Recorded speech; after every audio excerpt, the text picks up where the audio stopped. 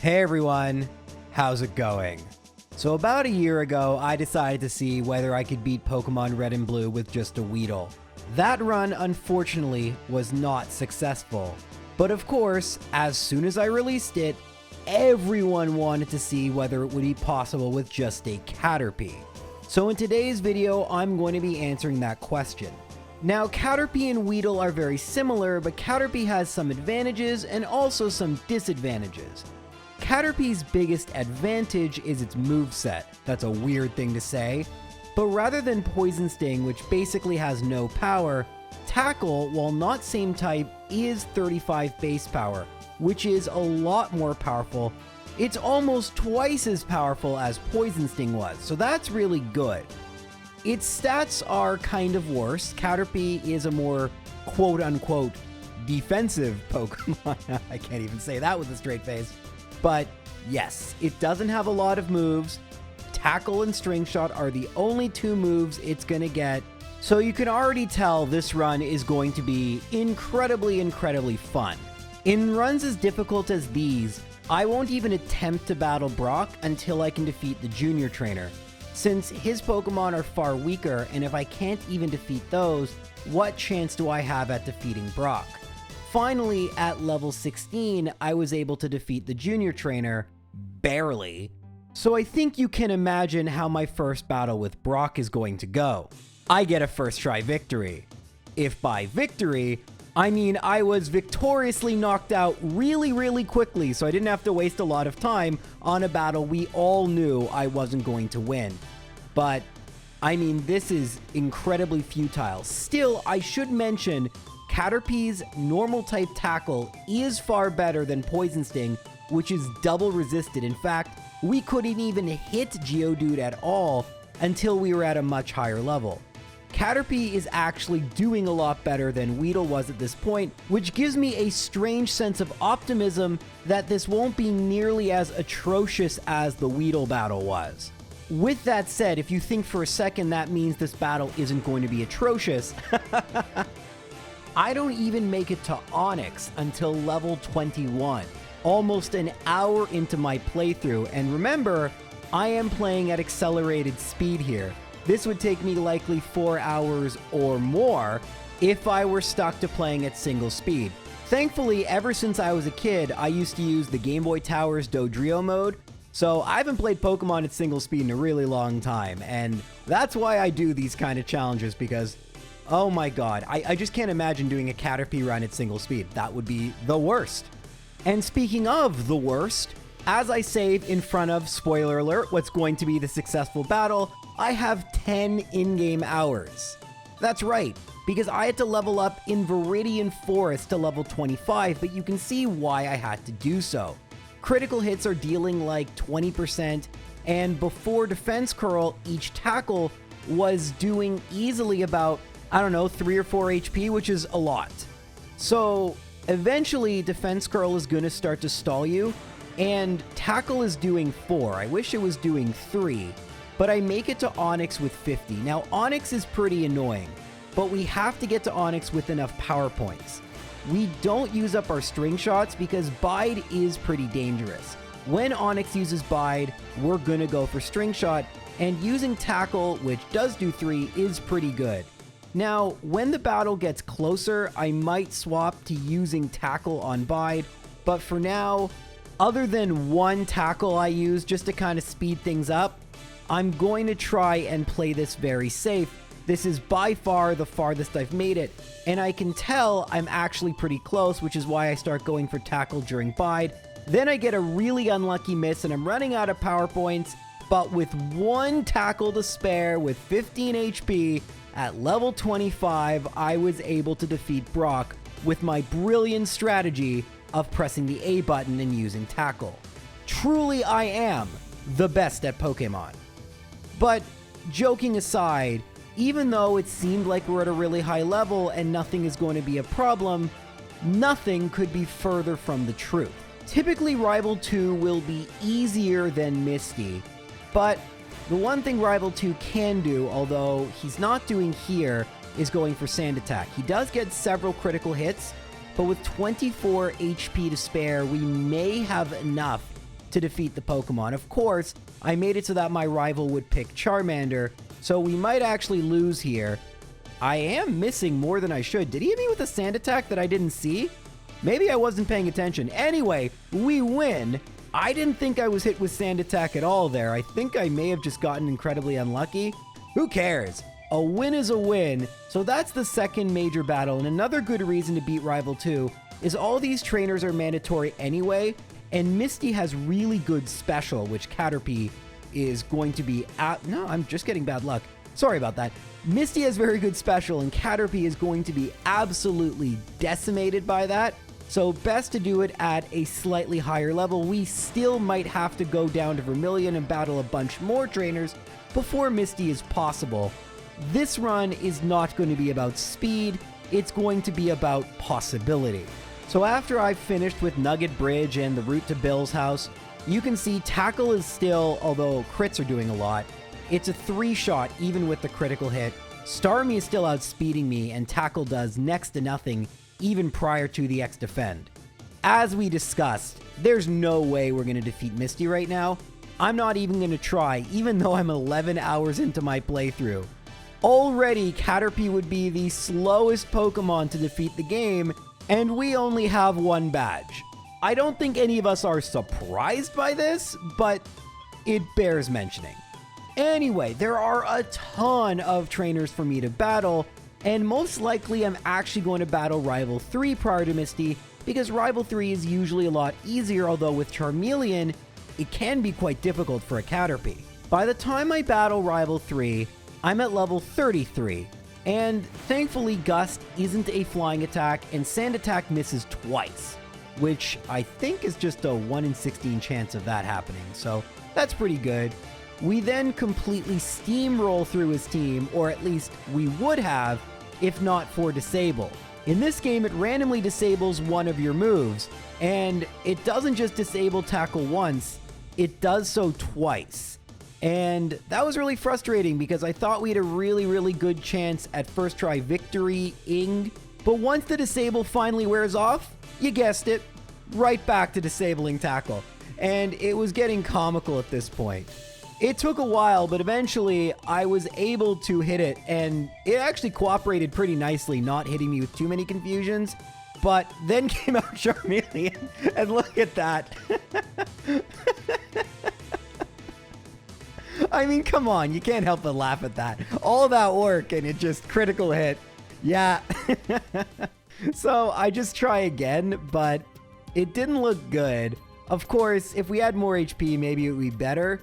This time, however, Pidgeotto goes for 3 attacks. We're at 61. Raticate misses with Hyper Fang, which is fairly lucky. Hits with Tail Whip, which is actually good. It's going to boost my attack slightly.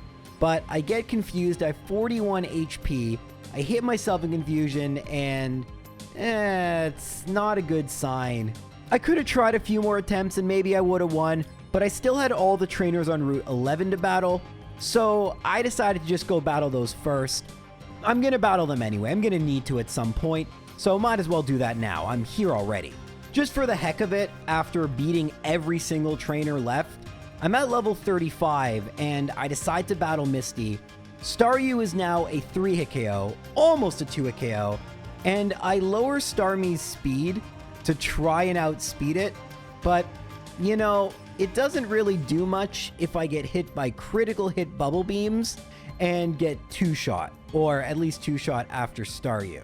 But a couple attempts later, I get Tackle, it uses Tackle, I knock out Staryu, I level up, I actually outspeed Starmie. I still don't do very much damage, but I don't get any crits against me, and I only get 1 Bubble Beam, so I had 25 HP to spare, and I defeated Misty, which is good, because now at least when I head back to Vermilion, I have the option of battling Lieutenant Surge. I might not be able to defeat him now, probably will, Surge is pretty bad, but I like to have the option even if I decide to skip him for later. Surge was definitely not the trainer I was worried about. Rival 3 was. He seems to be pretty difficult, and in this battle I get hit by a Sand Attack, which will boost my attack slightly, but also will lower my accuracy. That might be why Raticate was a 2-hit KO, however, but with 28 HP, what I want to know is how much damage I do to Charmeleon and also how much it would do to me, but of course, every single time Charmeleon has hit me with Ember, I've either had no HP left or it's crit. So I don't have information that might help me make a decision on how much more I need to level up. But this next battle seems to start off very promisingly. No sand attack, and Pidgeotto doesn't actually do that much damage. And against Eradicate, you can see it's a 3 KO, but we have a nice amount of HP for Kadabra, and Disable fails. So we have a ton of HP. This is the best shape we've been in so far. However, Ember... Oh, actually, we're good. Yay! Okay, I was wrong. I don't know why, I just assumed it would burn me there. It just felt like it was that kind of run. But, alright, you know, we took our time, we battled a bunch of trainers. We're at a higher level for Rival 3 than sometimes I am for Koga. Great! Totally okay. Anyway, at level 36, Surge really shouldn't be too much of a problem, but Raichu's Thunderbolts could be fairly annoying. So, maybe we'll lose, maybe we'll first try. Only one way to know. So Surge leads with his Voltorb, and Sonic Boom would be very, very terrible, which is of course what it uses twice, but the second one misses, which is fairly lucky because 48 HP would not be a lot, especially when Thunderbolt basically knocks down my HP. But then Surge makes the interesting decision to just not attack me, and with 9 HP I win. Well, now it's 11 HP. Hey, for J-Rose 11. Yep, that's just Lieutenant Surge, random AI. Gotta love Pokemon Red and Blue. Best games, no flaws, no complaints. Great stuff here. Now, normally I would say we head to Celadon City and battle Giovanni, but there's a trainer, you know him, you love him. If you're me, you hate him. Everyone's favorite NPC that in this game doesn't get a name. I've never given him a name, except for the hiker with 2 Geodude and a Graveler. I'm very creative with my naming. Anyway, I think you know why this guy would be tough. We have Tackle, it's not very effective, and it's a Geodude. The self-destruct actually would be probably the best thing to see. It looks like if we got self-destruct, self-destruct, self-destruct, we might know we won't. See, that's a bit of a problem. Because, yeah, we got 3 self-destructs in a row, and we still lost. That's fantastic. Now, I do have rare candies, and I could battle wild Pokemon, but let me just say, it's extremely disheartening to have to do all this work just to get walled by some random trainer. And yeah, I'm not happy right now. So this took me an extremely long time, and let me just tell you how I ended up beating him, because it's kind of interesting. You can see my in-game timer reads 13:21. That's just a lot of time. But after getting hit by 1 tackle, I tank 1 self-destruct, immediately a second self-destruct, and with 37 HP, a rock throw misses, and we survive on just 4 HP. What would happen 99% of the time is it would hit with rock throw, it would hit with tackle, and my tackle, as you saw, just simply does not deal enough damage. I forgot to battle her, but it just simply does not deal enough damage for me to do anything but hope for self-destruct. So level 42 proved to be the level I had to be at, and we can move on to the rest of the game, which, as always, is a choice of 3 options. Rival 4 typically would not be the choice because you need the Sylph Scope anyway, so we're probably not going to battle him, but it's an option. There's Giovanni number 1 with his rock Pokemon, and then there's Erica with her grass Pokemon. Which option did I take with my bug that only uses normal attacks Pokemon? If you guessed Erica, you'd be right, sort of. I mean, I'm definitely going to battle all the trainers in her gym. They're going to give me money for vitamins, and they're pretty easy to defeat, although they do like to use Poison Powder and Wrap, which is a very, very annoying combination. I will try to battle Erica, of course, but even if we fail against Erica, we needed this experience points, and there are other trainers, not a ton, but there are others I could battle in order to give myself better odds versus Erica. So having said that, we do battle Erica at level 44, and our tackle is not doing a lot. Another problem is that Victory Bell, like all the Pokemon before it, is going to go for Poison Powder Wrap because with good AI, Poison is super effective against Bug, and Wrap is neutral while the grass moves are resisted. And that is a very, very lethal combination in Generation 1 because unlike modern generations, Wrap just doesn't let you attack for a bunch of turns. It's an incredibly overpowered move if you go first, but if you go second and have Poison, it's still an incredibly overpowered move and not one I can deal with right now, so we're going to leave and come back. Meaning we're going to battle trainers in the Rocket Hideout, but can we beat Giovanni? I think that's unlikely, but like with Erica, there's no point not to just try. So we're at level 46 now, very good, and of course we get a Tackle Miss turn 1, so I'm just going to quickly reset. And once I do so, you can see that Rock Throw is doing a lot. Now, Rock Throw in this game has a very significant chance to miss, over 30% in fact. But that's still way too much damage, and by the time we knock out the Onix, if we do it all... Oh, we actually do, that was pretty lucky. But we only have 12 HP left, and Rhyhorn easily takes us out. It didn't need the crit. So, yeah, battling Giovanni... Right now, I'm just kind of thinking of what I want to do. I know this isn't going to work. I mean, in theory, I could wait for Rock Throw just to miss a ton of times, and I've done that before, but I don't think that's the best option right now. There were a bunch of trainers I could battle on Route 8, on Route 12, and in the Fighting Dojo, so I'm at level 49, but it really didn't make as big a difference as I would have hoped. I mean, I have 30 HP now for Rhyhorn, and maybe with better luck I'd have a little more. But yeah, it seems like I'm going to need a lot of luck. I'm definitely doing better than before, but this doesn't look like a fight I'm going to win right now at this level. Obviously, the next most logical thing to do is to go back to Erica and see if the levels help versus her. And I mean, we're still going to get hit by Wrap and Poison Powder. Don't forget, Poison is only 1/16th in this game. But man, does that do a lot when... Ugh, we didn't knock it out there. Yeah, this isn't going to work either. We have 900 experience points to level up. So if we could knock out Victory Bell, at least we'd start the next battle at level 50. And in theory, Wrap and or Poison Powder could miss. Wrap also could last less long. Hey, Wrap missed. Hey, we won. Okay, so at least we're at level 50. So we will take those experience points. Our speed dropping is actually a good thing because it's going to boost our attack. Missing is a bad thing. If we knock out Tangela, that's more experience points. And Vileplume going for Petal Dance, it gives me an idea. If we had more HP, we wouldn't actually have to knock out Vileplume unassisted. As long as we could tank the Petal Dance, eventually it would get confused and knock itself out.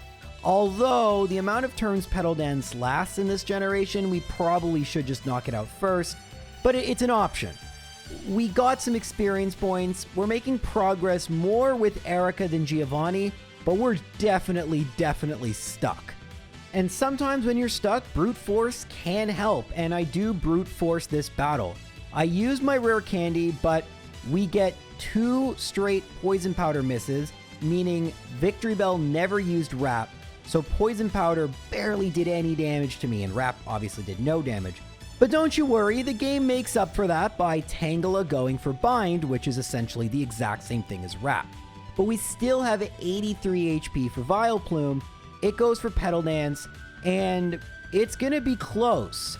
Unfortunately, we just missed knocking out Vileplume, but as we discussed earlier, we tank the Petal Dances, it gets confused, and hits itself in confusion. A win is a win is a win.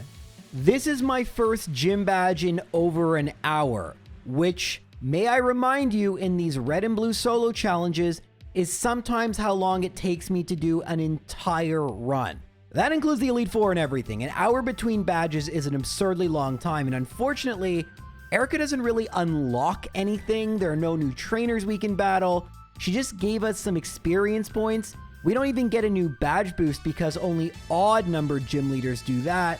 So, yeah, we pretty much now have the choice to go to the Pokemon Tower without the Sylph Scope and get some experience versus Rival 4, who's going to be very tough. or try to maybe brute force Giovanni if that's even possible at this level. I opt to at least try Giovanni again, and I mean, now Rock Throw is doing 15, unless it crits, in which case I'll reset. So we went from 18 to 16 to 15, but that's still just far too much damage, and we're double its level. Guard spec is definitely good, but we're gonna need crits on our end, which are very unlikely, and misses on Giovanni's end. Of course, I get a miss on my end, which sucks, but we get past Onyx this time at 48 HP, which probably isn't good enough. I remember with Weedle we needed something crazy, but of course Weedle was stuck with Poison Sting or Struggle. We're using Tackle, and we do make it to Kangaskhan for the first time, so we're making progress in this battle. And Rage would be the best attack, but on 5 HP, that's just a loss. So I think we can win at this level. I just think we need absurdly good luck with Rock Throw, and we may need a ton of resetting to get that luck. Well, only 2 minutes of battling, and we get some very good luck. We get a miss on turn 1, a miss on turn 2, a miss on turn 3, finally 4th one hits, 5th turn miss, 6th turn miss. I can't believe it at this point, hence the pause. Another miss, 2 hits, and that is it. I think that's 2 and 8 misses. That's an absurdly unlikely occurrence. If we don't win here, that basically means we need to come back after leveling up a ton more. We knock out Rhyhorn at 49 HP, and then Kangaskhan does use Rage. And Guard Spec. Unfortunately, we get a very unclutch miss. I was hoping it wouldn't matter, but it did. We got some of the best luck until that miss you can imagine, and we still lost. I think it might be time to give up for now, but the problem with that is, what do we do? There's not a lot left to even do other than battle wild Pokemon for experience. Well, I've mentioned Rival 4. You can battle Rival 4 if you want to, and Rival 4 at this point is incredibly underleveled, so we might actually do fairly well. Execute can put us to sleep, but it really can't do much damage to us. It's just extremely, extremely irritating to battle. In fact, we're just going to skip ahead.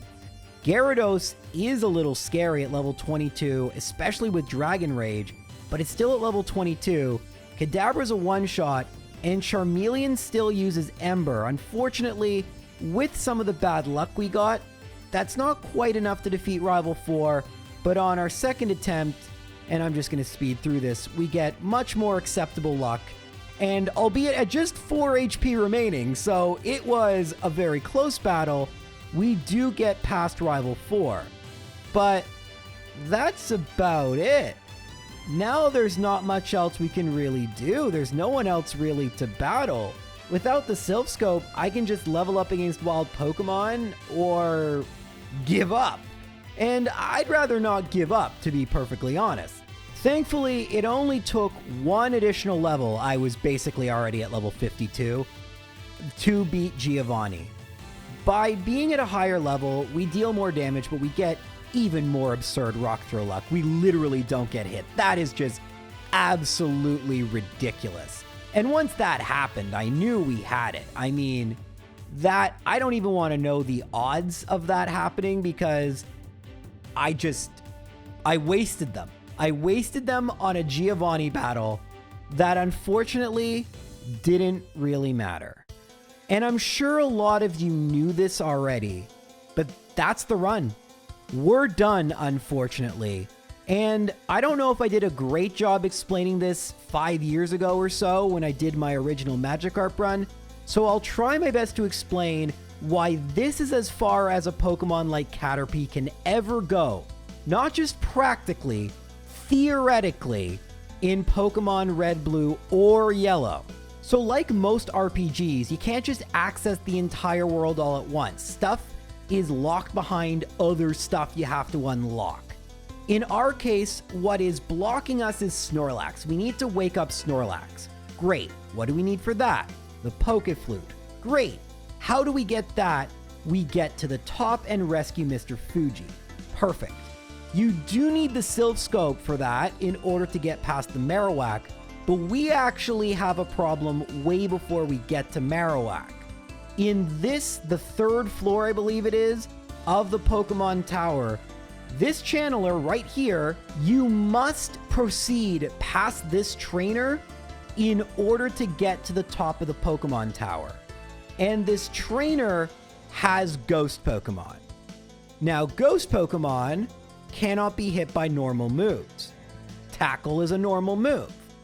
Now, when you run out of all moves, you can use the move Struggle. But in Generation 1 only, Struggle is a normal move itself. So, even if we ran out of all our power points and used it, it wouldn't help here. Why not just wait until the Ghastly runs out of power points? I thought of that. Unfortunately, opponent Pokemon don't have power points. They just can use their attacks infinitely. Meaning they can use Nightshade, Confuse Ray, Lick. There will never be a point in which they run out of power points and start using Struggle, because if that did happen, we could buy a bunch of potions and just heal endlessly.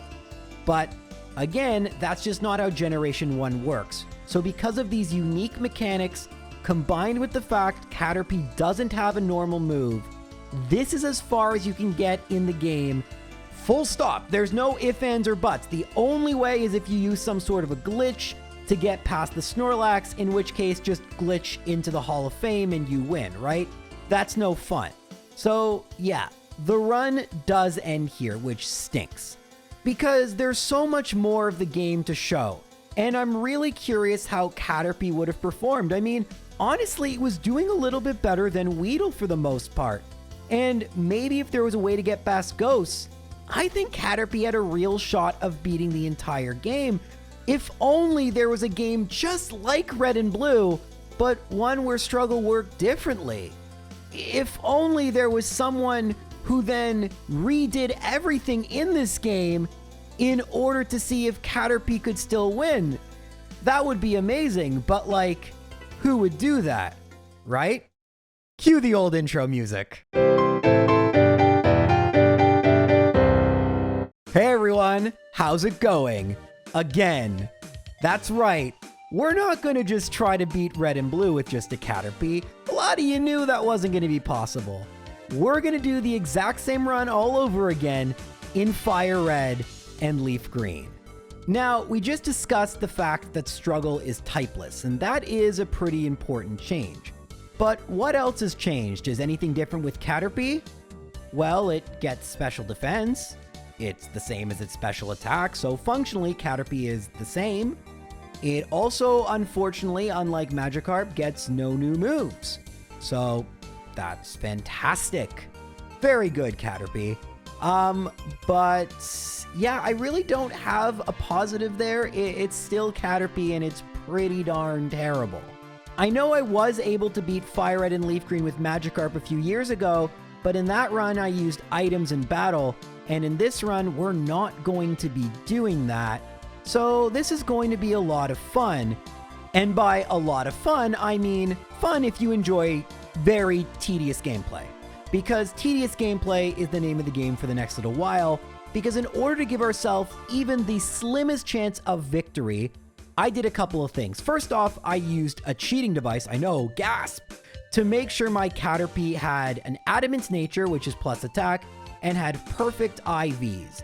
We've talked about IVs and their counterpart EVs in videos before, and I don't want to get too technical here. Think of IVs as this Caterpie's genetics. It's a number between 1 and 31 in all its stats, 31's good, and we gave it 31 in all its stats.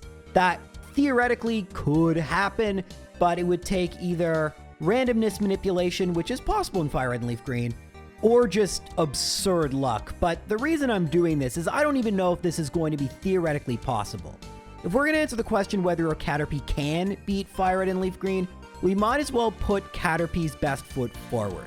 Let's show the best possible Caterpie. Part of that are IVs, and the other component are EVs, and this is the tedious part. Every time you knock out a Pokemon, you get an invisible stat point. You can get up to 210 of these stat points, with up to 252 in an individual stat. Typically, you're going to max out 2 of these stats. You can't max out all of them like you do in Generation 1. So it's a strategic thing to decide what you're going to max out. For this run, I'm going to max out HP and I'm going to max out attack. Mankey gives you 1 attack EV every time you knock it out. So in order to make sure we get all 252 in attack and nothing in like speed or defense from Brock's Pokemon, I'm going to EV train right away, even though later in the game it's a lot easier and faster.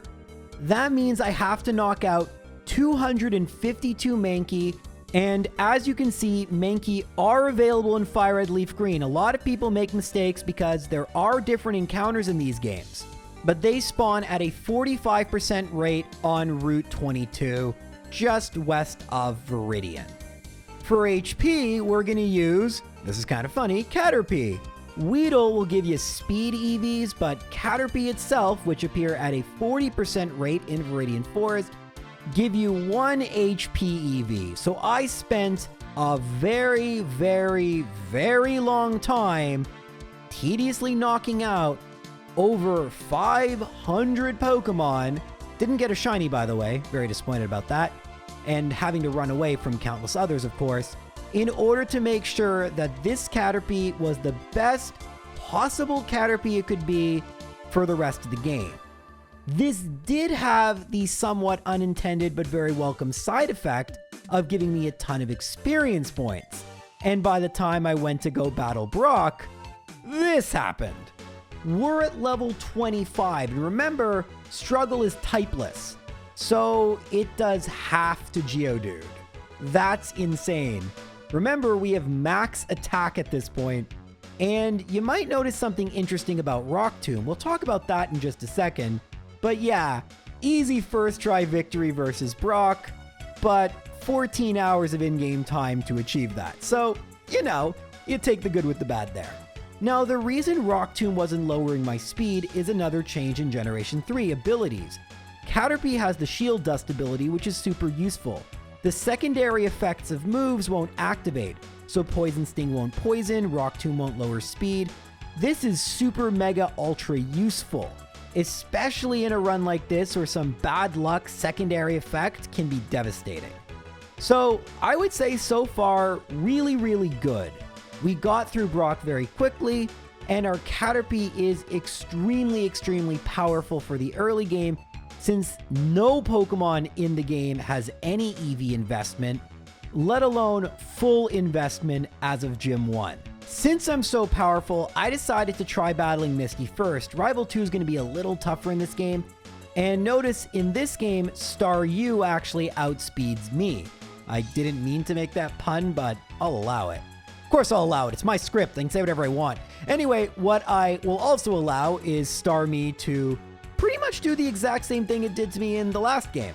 So yeah, looks like just like in the last run, we're gonna have to battle Rival 2 next, but hopefully Gust isn't too big a deal. I'm worried about that since it is flying type.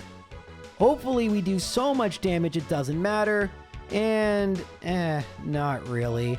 Honestly, our defense is more impressive than our offense. It didn't do all that much to me, but the sand attack proved devastating. Charmander just made quick work of me. So what can I do here? I can get a critical hit. Unfortunately, in Leaf Green and Fire Red, getting hit by a status move is just bad, as it should be, but we don't get any attack boost. Badge boosts do exist, but they're not glitched.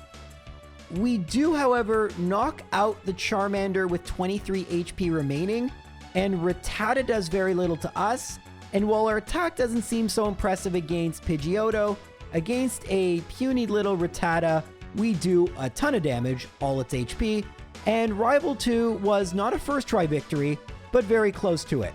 And just like we talked about in the last run, we've unlocked a lot of other trainers, so hopefully by the time we defeat all of those trainers, we will be able to outspeed, probably not, and maybe tank, probably not, Misty's attacks.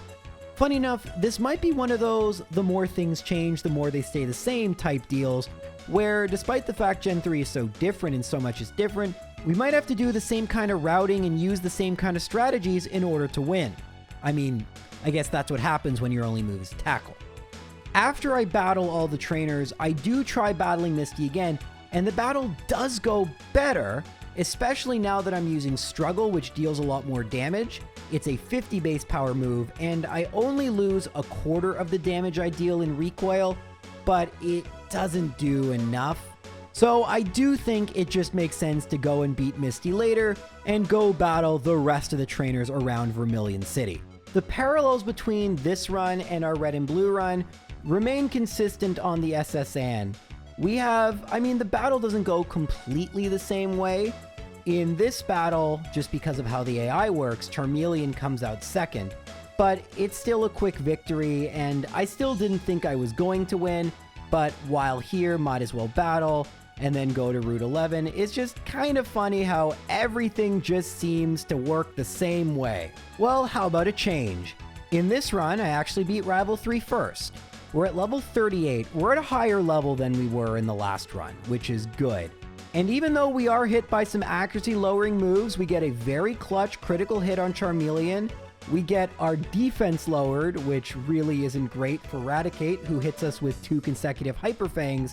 But at level 38, Kadabra at level 18, really, as long as we hit, isn't going to be much of a challenge. And thankfully, despite our not great odds, we do hit on our first turn, and we're able to get cut before beating Misty, which I think we're going to be able to do right now.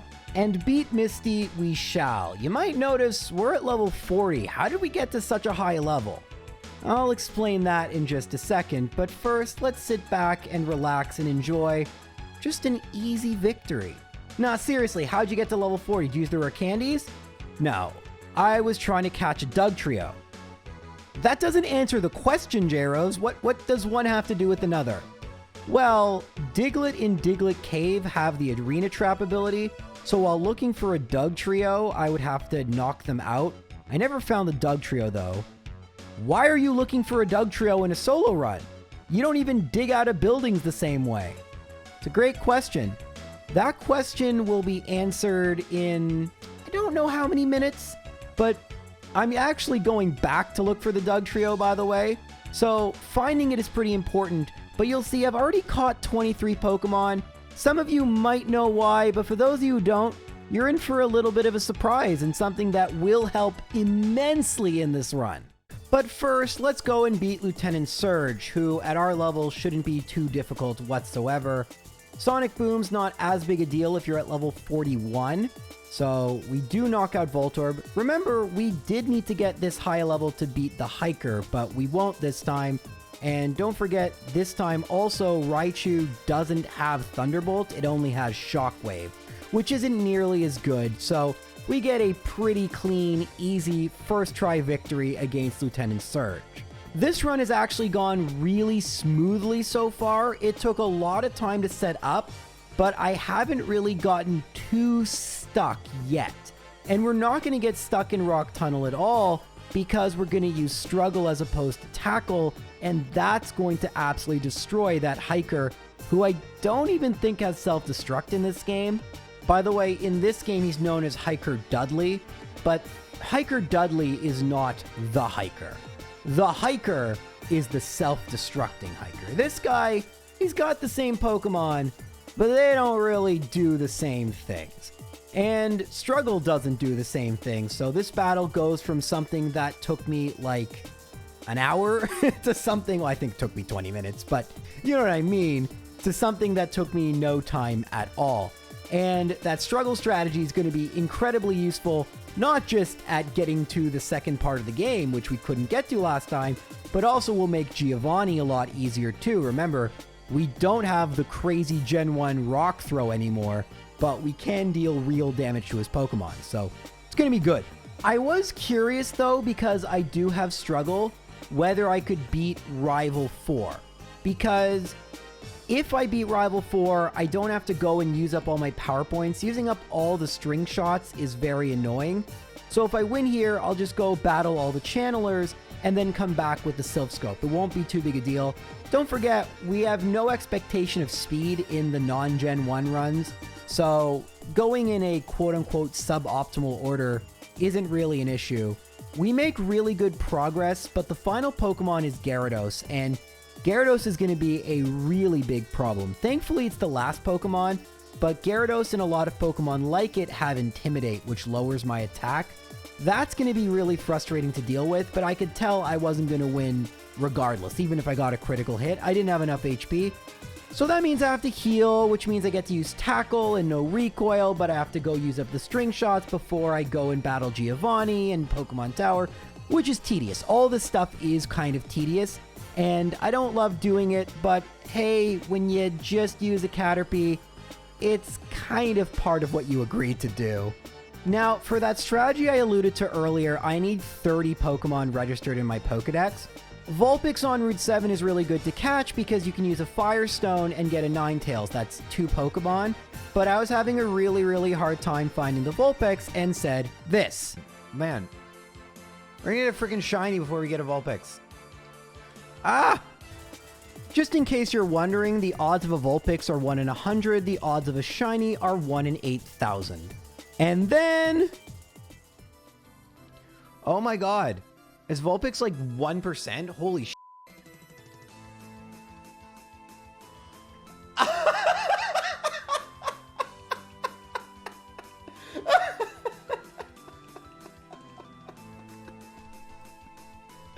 Are you fucking kidding me?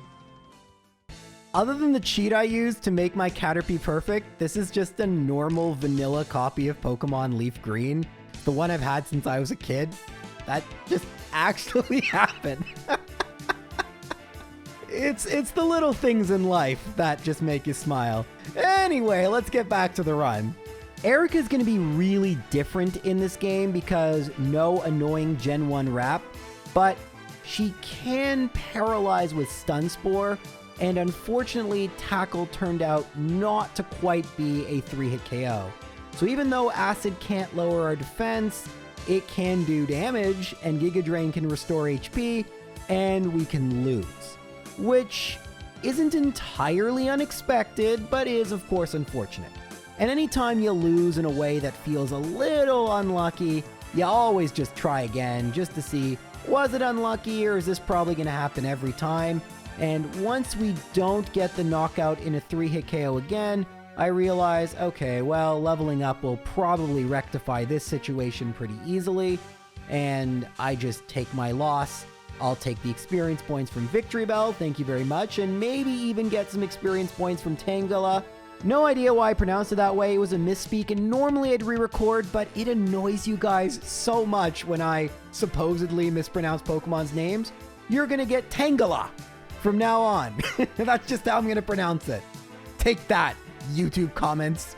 How dare you engage on my video, increasing its presence in the algorithm and actively contributing to my enjoyment.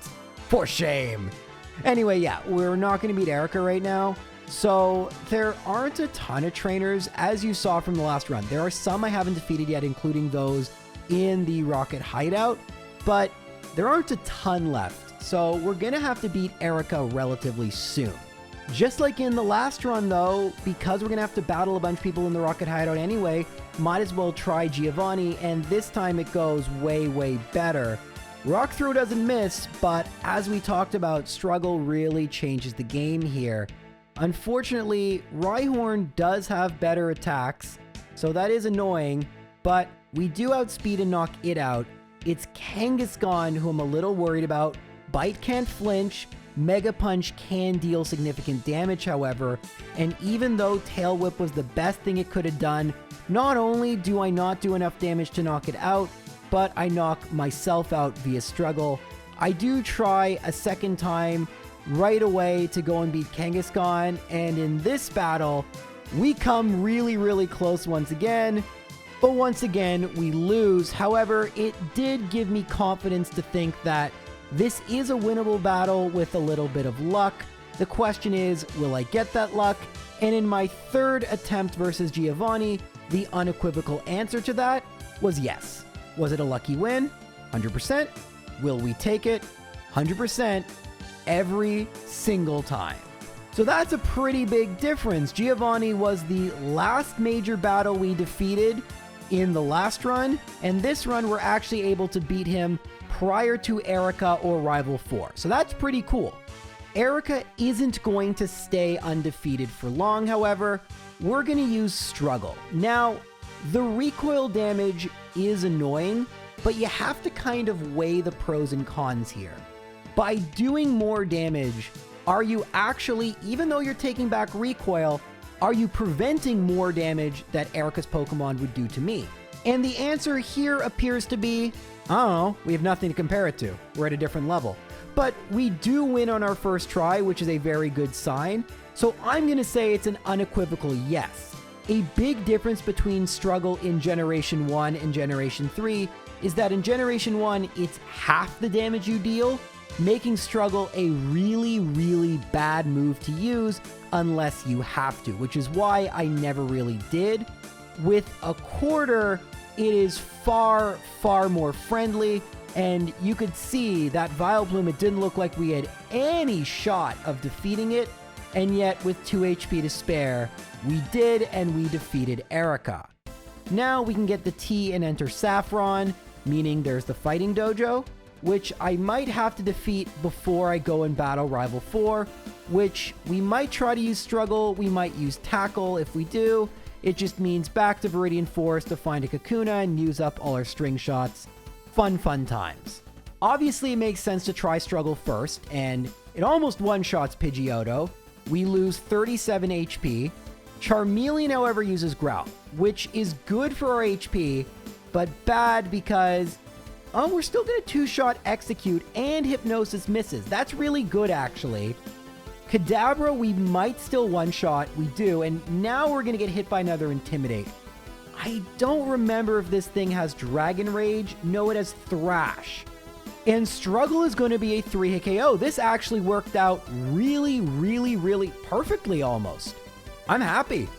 And there's not really much else to say about the Pokemon Tower. Because we have Struggle, we can beat any ghost Pokemon we want. In fact, we can battle every channeler to get more experience points. It's kind of great. Which means we are entering uncharted territory with our Caterpie. The second half of the game is going to feature Sabrina, Giovanni number 2, Blaine. Yeah, I don't think things are going to get any easier, but hey, we're going to get to see Caterpie take those on, which is pretty cool. But first, why am I catching all the Pokemon? Why'd I find the shiny Bellsprout? Can you please tell us about that? Yeah, now I can. I needed the Pokeflute to awaken Snorlax. We talked about that as being a way to progress, but it also allows us to get something else. In order to get the thing, I need the item finder. In order to get the item finder, I needed the 30 Pokemon, including Vulpix and shiny Bellsprout, although I actually already had a Bellsprout. But now I can fly back to Celadon City, and if you try to just press A where the Snorlax is, nothing happens. However, if you use the item finder on the exact tile where the Snorlax was sleeping, it beeps and you get leftovers. Leftovers restores 1/16 of your HP every turn. Considering how over-leveled we are, this is going to make a massive, massive difference. Considering the fact we use Struggle, which deals high recoil damage. Well, not high recoil damage, but recoil damage. I mean, look, that pretty much halved the amount of damage Sludge did. And now against Coughing, we're pretty much at full HP. This is going to change the game completely, and it's unique to Gen 3. Now, if you ever wonder why I didn't want to do this run as a kid, 28 hours, 20 minutes of in-game time. It's taken a while to get to this point, to say the least, but with leftovers, with Caterpie fully EV trained, maybe this won't go so badly. We are at level 63. Unfortunately, Koga's Pokemon are atrocious. They love to use Toxic, they love to use accuracy lowering moves. And for Pokemon with no way of healing statuses, with no way of dealing super effective damage, that's basically my kryptonite. Koga is going to be truly obnoxious. And as much as we've leveled up since we've beaten pretty much every single trainer we can outside of Silph Company, we still need to level up that much more if we want a legitimate chance at defeating Koga. Sylph Company has tons and tons of trainers to defeat, and you know who else is in Sylph Company, good old Rival Fival. Now, we start off with some pretty bad luck, where we get a miss, but the amount of damage Wing Attack did is a very terrible sign. Oh gosh, how much do we do? That's not good enough, and their Feather Dance is pretty bad. This is something his Pidgeot is going to do going forward, and we pretty much reset every time we see it. We cannot have -2 in attack. We cannot. However, 80-ish damage? That's not... Oh, gosh. I mean, I can knock out the Pidgeot. Well, barely. I'm just going to reset. I don't know what I'm going to do. This is bad. So, it looks like we're in a situation, the similar situation we were in just before this section in our Red and Blue run. It feels like we're stuck. Koga, like Erica in Red and Blue, feels like it's just out of reach. And this feels like Giovanni, where I see a pathway, but right now we're nowhere close. Thankfully, this is not Red and Blue, and in FireRed and Leaf Green, you get an item called the Versus Seeker. When you press select after you've walked enough steps, you can rebattle anyone in the game. Now, some of them later on will have better teams, but just being able to battle them with their original teams, it's good experience points, and we need those right now. So we're going to go battle bikers, we're going to battle all sorts of trainers, whoever gives the most experience points, honestly, and we're going to see which one of Rival Fival or Koga will be the first to fall. The answer might actually be Koga, and this would be a perfect parallel with the Erica Giovanni analogy from before. With struggle, we deal way more damage, and oh yeah, we're at level 75. That probably makes a pretty big difference. With Leftovers Recovery, we're practically at full health, and Muck is a 2 KO, at least prior to Acid Armor.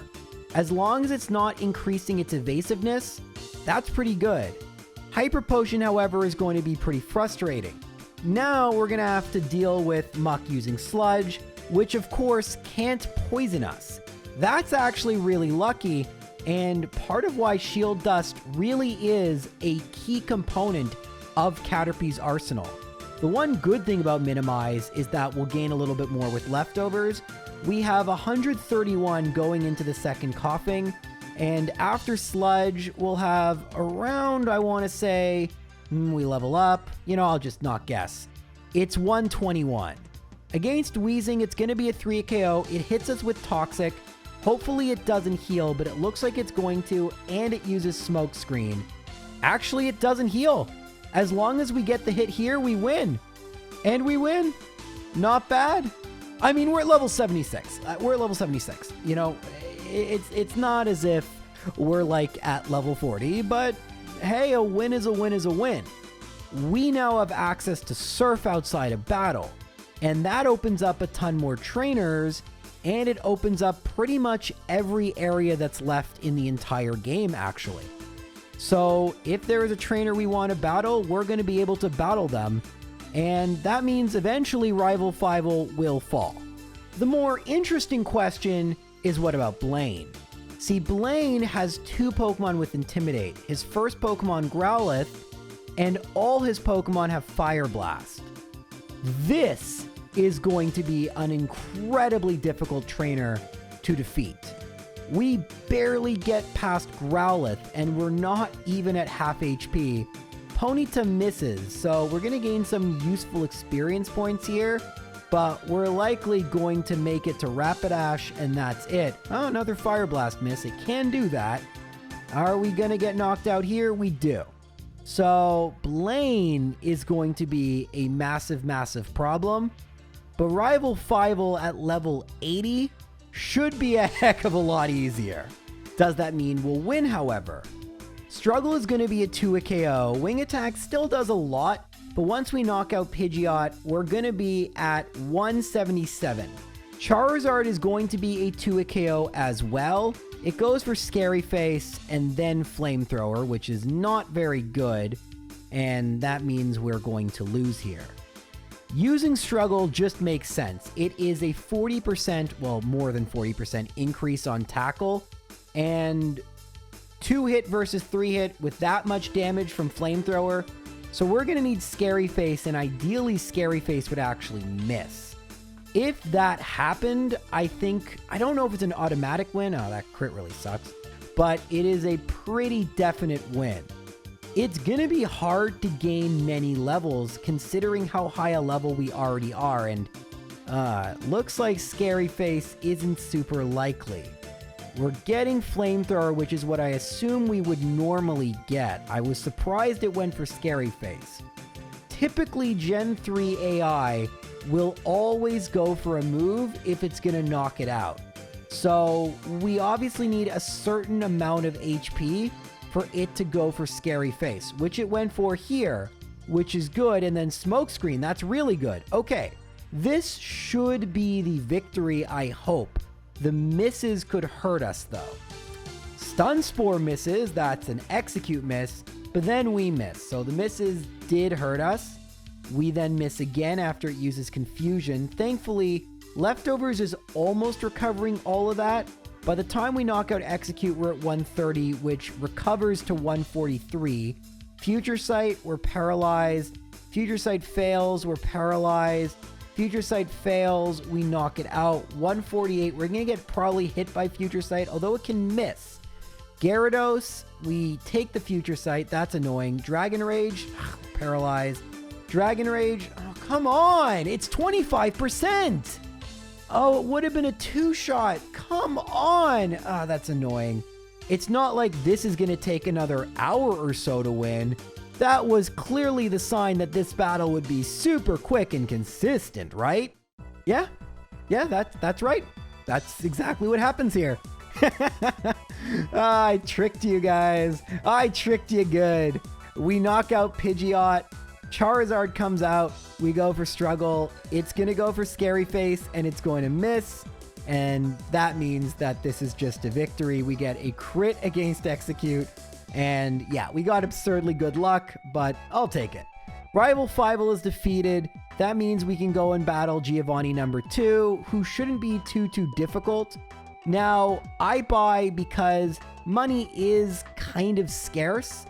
You can battle trainers infinitely, so you have infinite money, but you can't battle super rich trainers, so it is best to use the lemonades, soda pops, and fresh waters because they're much more cost efficient. And considering we're going to use Struggle for everything, not just major battles, honestly, I'm not sure if we're going to see Tackle again. Speaking of which, we wouldn't want to use that against Giovanni 2 anyway. We don't one-shot Nidorino, and while Shield Dust does protect us from moves effects, it doesn't protect us from things like Poison Point. And unfortunately, the poison will cause us to lose, but in our second battle, we're not hit by Poison Point, and thus we're able to very easily win. This doesn't actually change all that much for us. It opens up Sabrina's gym, who is going to be really easy. But once we defeat Sabrina, Blaine, and will likely only be a level or 2 higher, is still going to be a massive problem. And we're likely going to have to level up a ton in order to defeat him. Really excited about that, but we have one easy-ish gym leader left. Sabrina's Pokemon are fast, but they probably won't be faster than a level 81 Pokemon. As we use Struggle and we don't one-shot Venomoth, this is the reason I maxed out HP over speed. I figured we'd be so over-leveled that even with our terrible base speed, we should outspeed most everything in the game, and the few things we didn't wouldn't really matter all that much, that we would want the bulk, for Leftovers specifically, and the power. I mean, the power, no doubt. You always want that in a solo run. But unsurprisingly, Sabrina was completely easy, and we can easily level up to level 82 by battling one more trainer. But to continue the previous but before I cut myself off, I don't think that's going to be enough to defeat Blaine. We're probably, 10 or more levels away from Blaine being beatable.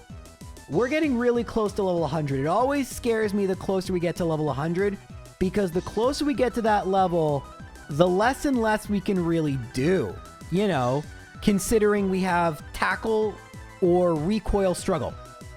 That's it. I thought of leftovers.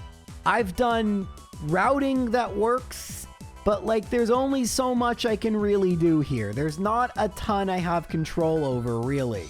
I can hope for good luck sometimes, but Caterpie is kind of a terrible Pokemon, not just because of its stats, but because there is so little. And Gen 4 gets a great bug move, but right now, honestly, I'm a little worried.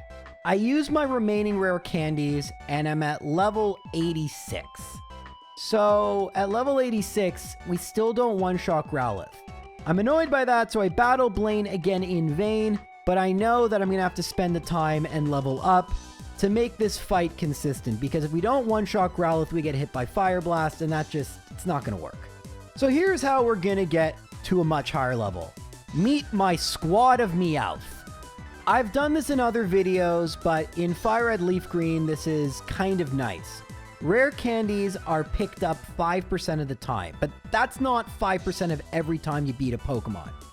10% of the time after you defeat a Pokemon, Meowth with pickup will pick up an item.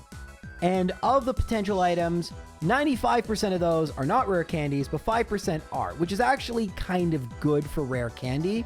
And it actually doesn't take as much time as you would think to get a whole bunch of them. After just 40 minutes, I was able to get enough rare candies to get all the way to level 100. And yes, of course I tried this battle multiple times prior to level 100. I never go all the way up to level 100. You know how long that takes? The reason this was so annoying was Ponyta wanted that to be a consistent one-shot, and it was an inconsistent one-shot, but it missed with Fire Blast. We need Rapidash to be a 2-hit KO, which it is now, and then we need a little bit of luck with Arcanine. We also, after Intimidate, don't forget, that's a thing, it's going to be a 3-hit KO, and without adequate luck, level 100, guys, we lost. No, the only way to defeat Blaine is luck. I mean, we need luck with when Fire Blast misses, but most importantly, we need luck with a critical hit. If we get a critical hit, then the Intimidate basically doesn't work, and we one-shot Arcanine. That was it. That was the strat. I mean, sometimes we didn't even make it to Arcanine, which was really annoying. And yeah, I just had to battle Blaine again and again and again and again and again and again until that happened. But that's kind of scary, because there are more fire Pokemon and rock Pokemon coming up, and some of them are going to have teams with Intimidate, and this is just Gym Leader 7. Crits, by the way, are 1 in 16 chance, or 6.25%, so not super likely. Having to reset again and again for a 6.25% chance of something to happen, not the most fun you can have playing Pokemon, but we got our 7th gym badge. Hooray! Is Giovanni going to be just as problematic? And if so, what can I really do? I'm already at level 100. This is like I was saying, it gets scary because there's really not much else. Well, this Giovanni leads with Rhyhorn, which is the same as his red and blue counterpart, but there is a big difference coming up if we make it there later. We're going to use Struggle for obvious reasons, because his final Pokemon isn't a Rhydon, it's a Rhyhorn. And unlike Red and Blue, they can send their Pokemon in different orders. So both Rhyhorn are out of the way, then Dugtrio, which is going to outspeed, but we're going to one-shot. In fact, I think Giovanni is going to be a first-try victory, which is nice. I was a little concerned about this, but for no reason. Even with Poison Point, while we do hemorrhage health, we have 44 HP remaining, and we have defeated the final of the 8 gym leaders. Hooray!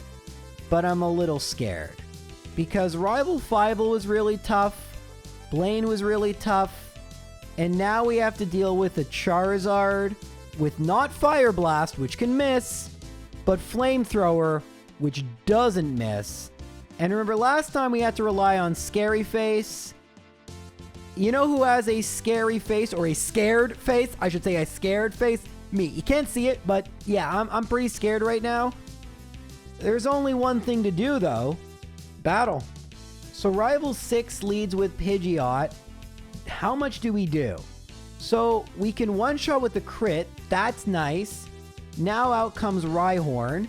We go for Struggle, Rock Blast with the crits. Okay, that's pretty bad. So yeah, that's probably gonna be GG. Because now out comes Charizard. They seem to prefer super... Oh no.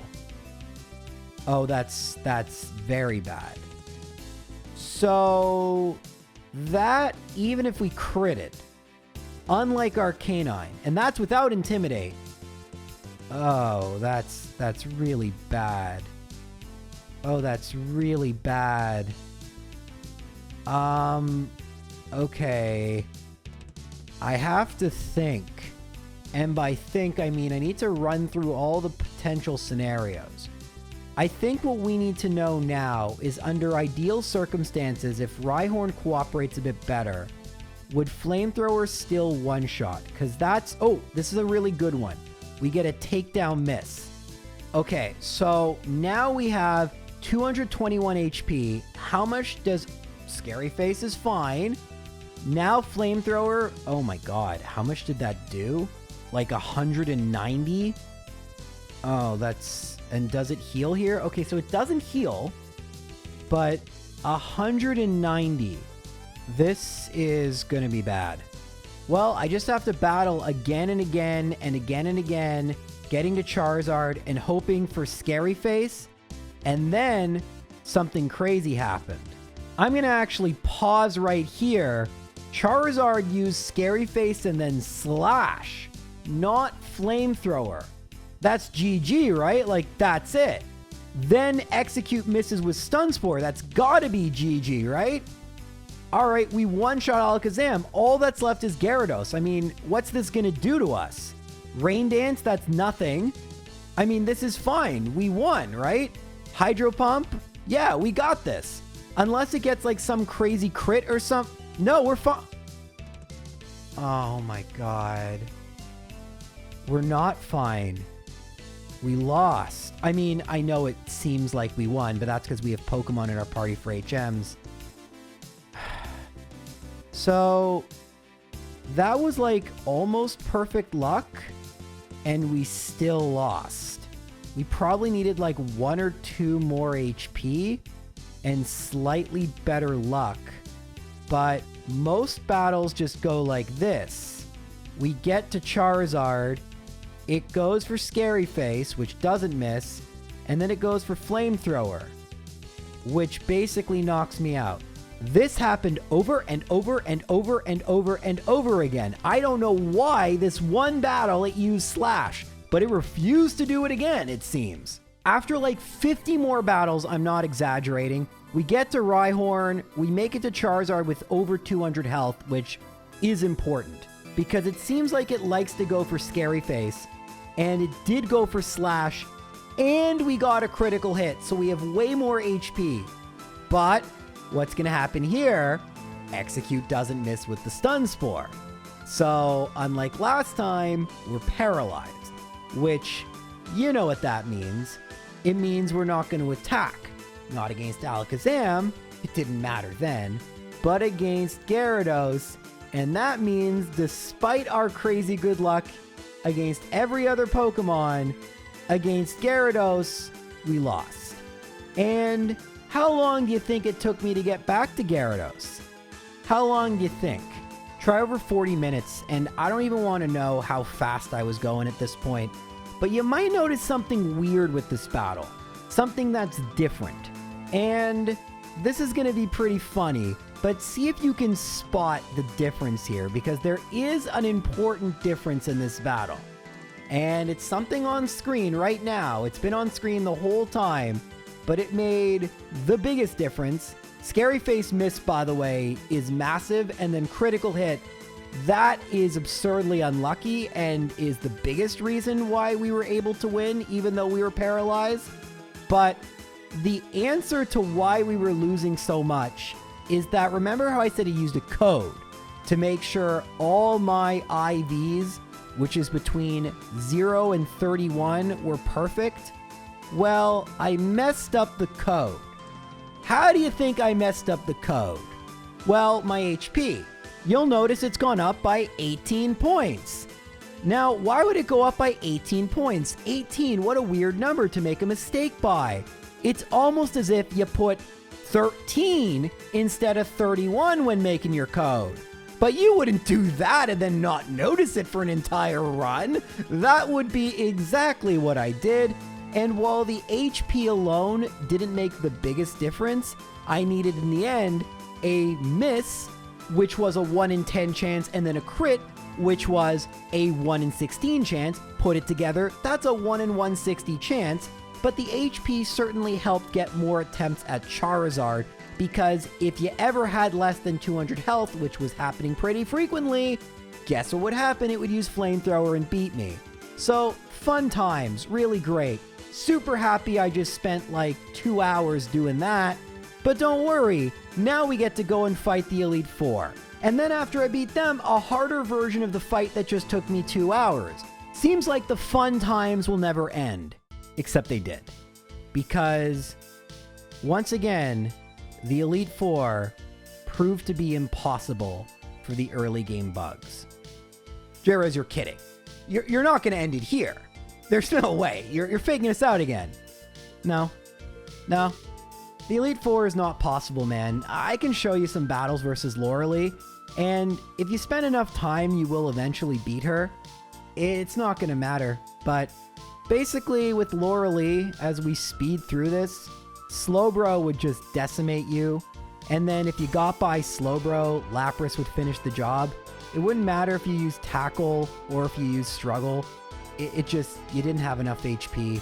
Slowbro also likes to use Yawn. Lapras likes to use Confuse Ray.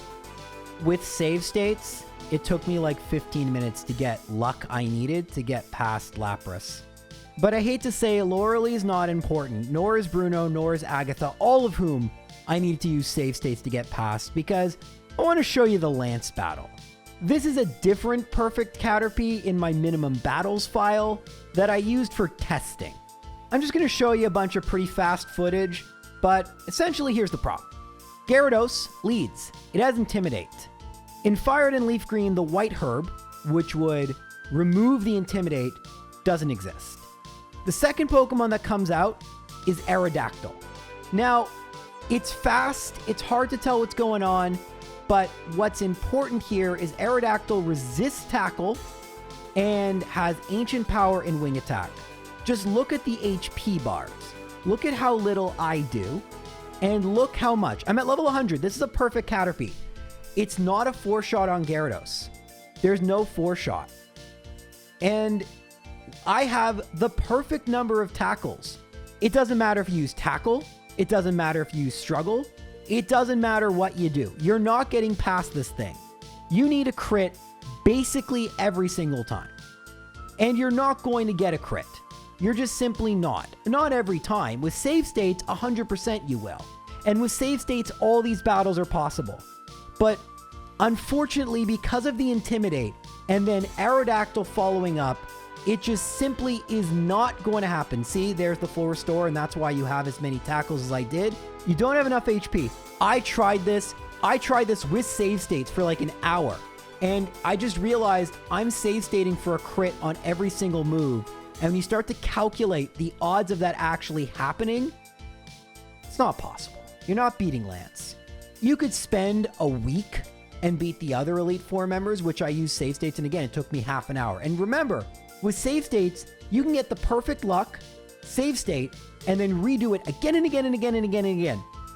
And it still took me half an hour. That's how crazy lucky I needed to get to beat the other three, but Lance is on a totally other level. Man, this sucks. It's theoretically possible, like Weedle, but like in both those cases, the luck you need is just so ridiculous. It's not practical, right? We have to talk about practical possibility. What is the chance an actual human being on an unmodified cartridge? And remember, we have a perfect Caterpie, which already is absurdly lucky, and even with RNG manipulation, it might not be completely perfect, but that's another conversation for a different video. The fact is, none of this matters, because the practical chances of you beating this game with just Caterpie is 0. And I didn't want to accept that. I've come way too darn far to give up here. If only there was a game meant for such new players that held your hand so much that this game perhaps would allow you crazy new advantages that might make beating the Elite Four possible. That's right, guys. We're gonna play Pokemon Let's Go with just a Caterpie. And if this one's impossible too, well, at least we can say I tried my very, very hardest to beat the Kanto region with just this Pokemon. Run 3. Here we go.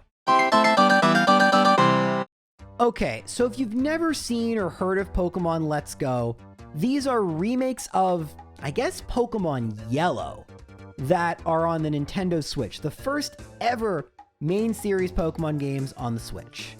Now, you'll notice I'm trying to catch a Caterpie here. This is not the Caterpie I'm going to be using for reasons we'll talk about a little bit later, but I have no way of modifying my Switch at all. This is a completely vanilla game of Let's Go Pikachu. So, these games are very different, as you can see. There are no random encounters. Pokemon just appear in the grass, you walk up to them, and then you get into this catching minigame where you use motion controls or just a flick to catch Pokemon. You'll notice that you don't battle the Pokemon, you just throw a Pokeball at it, kind of like Pokemon Go, which is a mobile app that Pokemon has. So that's Let's Go. In terms of how Caterpie is different in this game, it's not. Statistically, Caterpie is the same, and it also has the same moves.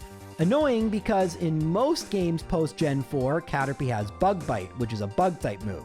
What may allow Caterpie to win is not how Caterpie is changed, but how Let's Go is uniquely different. This game was very much intended for newer Pokemon players, very casual Pokemon players, and we're going to exploit the heck out of all these new mechanics to hopefully finally on my third try beat this darn game. Because they're all the same game, they have the same gym leaders, the same region, there are differences, but like, this is the only region that's been redone twice. Okay, so the first thing I had to do was catch a really good Caterpie. I couldn't catch a perfect Caterpie, but as you catch the same Pokemon over and over again, you get a catch combo, and at a certain point, you'll get Pokemon with 4 perfect IVs. In the end, I had to go with this Caterpie for a reason I'll talk about later. This Caterpie is Naughty Nature, which means it's plus attack, and its attack IV is perfect. Unfortunately, its HP and speed were not, but that does mean it has perfect defense and special defense, which is pretty good. I would have preferred an Adamant with the imperfects being speed and special attack, but the reason I had to kind of give up is that the main way you gain experience points in this game, because you can't battle wild Pokemon, is to catch wild Pokemon. And while Pokeballs are at a reduced cost, they're only 100 Pokedollars, they're not free. And because I spent so long looking for a great Caterpie, I did have an issue getting past Brock, where my Caterpie was kind of low level. In fact, I think you're going to be very surprised at how low level I was able to get past Brock. It wasn't lower than his Pokemon, but it's a much lower level than normal. And I'll show you right now how I was able to achieve this. Let's Go has a very unique system. When you catch certain Pokemon, you get these things called candies. And you'll notice my Caterpie's HP is going up by 1 point every time I feed it a candy. Now eventually, I'll start requiring more than 1 candy, and you'll even see me give it what's called a Caterpie candy, which increase all my stats by 1 point. Talk a little bit more about those later because I didn't really understand how these worked. And this really was to my detriment. This was only my second time playing the game, and unfortunately, there's a lot of really bad documentation and just half answers about Let's Go mechanics. But from what I understood, as you feed these candies, the stats go up. So Caterpie, when you catch those, which I did a lot in order to get a really good Caterpie, I got a bunch of health candy. To beat Brock, I probably want attack. And that means I had to go to Route 22 and catch Nidoran Male. You're not guaranteed to get any candy from catching a Pokemon, But as you catch more and more of them consecutively and your catch combo gets higher, you will get more and more rewards and more candies. But as you can see, I don't have many Pokeballs remaining. No one just gives you Pokeballs for free at this part of the game, and you can't rebattle any of the trainers. So initially, I actually thought I had wasted 2 hours, which is the amount of time it took me to get to this point, because I would have needed to have played this completely differently to get past Brock. I'm very lucky that wasn't the case. This took me tons of attempts, by the way, but you'll notice some really weird stuff with my Caterpie, including my crazy high HP stat, which is 91, nowhere near where a level 16 Caterpie should be, and also, that's doing way more damage to a Geodude than you'd expect a level 16 Caterpie's attack to do. And I'll explain a little bit about what's going on as I defeat Brock here. So, instead of EVs, the system the last game used, this game uses a unique system called AVs, and they're way more broken. You can get up to 200 additional points. So let me give you some real numbers here. A level 16 Caterpie with a plus nature, like Naughty, with 31 IVs in attack, can have a maximum of 20 in attack. However, with AVs, if I were to max them out, which I could not do at this point, I would have 220 in attack, which is absurd. I mean, that's just ridiculous. Again, I didn't have nearly enough Pokeballs, because if I did, I would have done that. No, I was able to boost its HP by 51, its attack by 18, and its defense by, I believe, 10. Again, I'll go into a little bit more detail how exactly this works a little bit later in the run, but what's important for us to know is that it was enough for a level 16 Caterpie that somehow had 91 HP to beat an Onix using a Rock-type move and to defeat Brock. Did I need to get really lucky? Yes. Yes, I did. Did getting to this point take me 3.5 real-world hours? Yes. Yes, it did. But do we have a run going? Yes, we do. And we can get more Pokeballs now, allowing us to catch more Pokemon, which not only will allow us to level up more, because you may notice the amount of experience points you get from defeating trainers in this game is dramatically reduced, while the amount of experience points you get from catching Pokemon, especially because of all the bonuses, is dramatically increased. You can gain some insane amount of experience points, which we will do to level up hopefully very quickly. But right now, our goal is to just get to the end of the game as quick as possible, because I'm in no nonsense mode. I'm not interested in seeing, oh, can we do it at level 20? No. I'm going to level up as much and as far as I can, as fast as I can, to beat this game. I want to be efficient. I want to win. It's with that attitude I thought I was in good shape battling Misty here at level 27. I thought we'd be in good shape. I mean, my attack is pretty high. My defense, although it's not going to help versus Water Gun, is high, and it's a Psyduck, not a Staryu. But then Starmie comes out, and it knows Scald. And even though it's at a lower level, it still absolutely decimates my Caterpie. Alright, well, looks like this game's not going to be as easy as I hoped it would be. Well, if I wanted an easy battle, I probably should have battled Rival 2. I mean, with a level 12 Pidgey as opposed to a Pidgeotto, this was the type of battle I hoped Misty would be. And you can see just how much easier this game is than the previous games. You'll also start to know Caterpie gaining friendship, something very common in modern Pokemon games that has some really cool side effects like allowing you to avoid moves 10% of the time. Eventually, it'll double my critical hit ratio and allow me to shake off status moves. Remember, Caterpie doesn't have an ability in this game because nothing does, so no shield dust. I should also mention no held items in this game, so no leftovers, which may end up being a massive problem later on. We'll talk about that later. But for now, Rival 2 is really, really easy, as are pretty much all the trainers on Nugget Bridge. Now, the last 2 runs, I decided to battle Misty again, but this one I'm like, you know what? Let's just go to Vermilion. Oh wait, you can't. In this game, and in this game only, to get to Vermilion, you have to beat Misty. In the other games, you just have to talk to Bill. Fun how they changed that. The one time I smartened up and realized, yeah, I'm probably not going to beat Misty. I'll just battle her later. Just great. So if I want to beat Misty, I'm going to have to deal a lot more damage. The best way to do that is to raise my attack by getting attack candy, or tough candy, I think they're called. And so I'm going to go, I bought a bunch of Pokeballs, I have a lot of money, and I can go catch Mankey. Most of my playthrough is just catching Pokemon. There are a lot of tricks to catching Pokemon that I wish I'd known. I'm not particularly good at it. I'm not good at motion controls, and in order to capture footage, I couldn't play in handheld mode. So it kind of sucked, and I learned a lot about catching Pokemon as I played through the game. But you can see I got a Mighty Candy L there. I guess now's time to let you in on how the L versus XL candies work. It's not great. So basically, up until level 30, you can only use the standard Mighty Candy. I said tough candy before, that's actually for defense, but it doesn't really matter. Once you hit level 30, then you get the privilege of getting to use the L version. And once you hit level 60, you get the privilege of using the XL version. Now, while in the beginning, 1 Mighty Candy will raise attack by 1 point, very soon you need 2, then 3, then 4 candy. And eventually, you won't be allowed to use Mighty Candies at all, and you'll have to use the L and eventually XL candies, which is just super fun and great and not at all super tedious. Now, to be fair, in most playthroughs, this totally breaks the game, but we're using a Caterpie.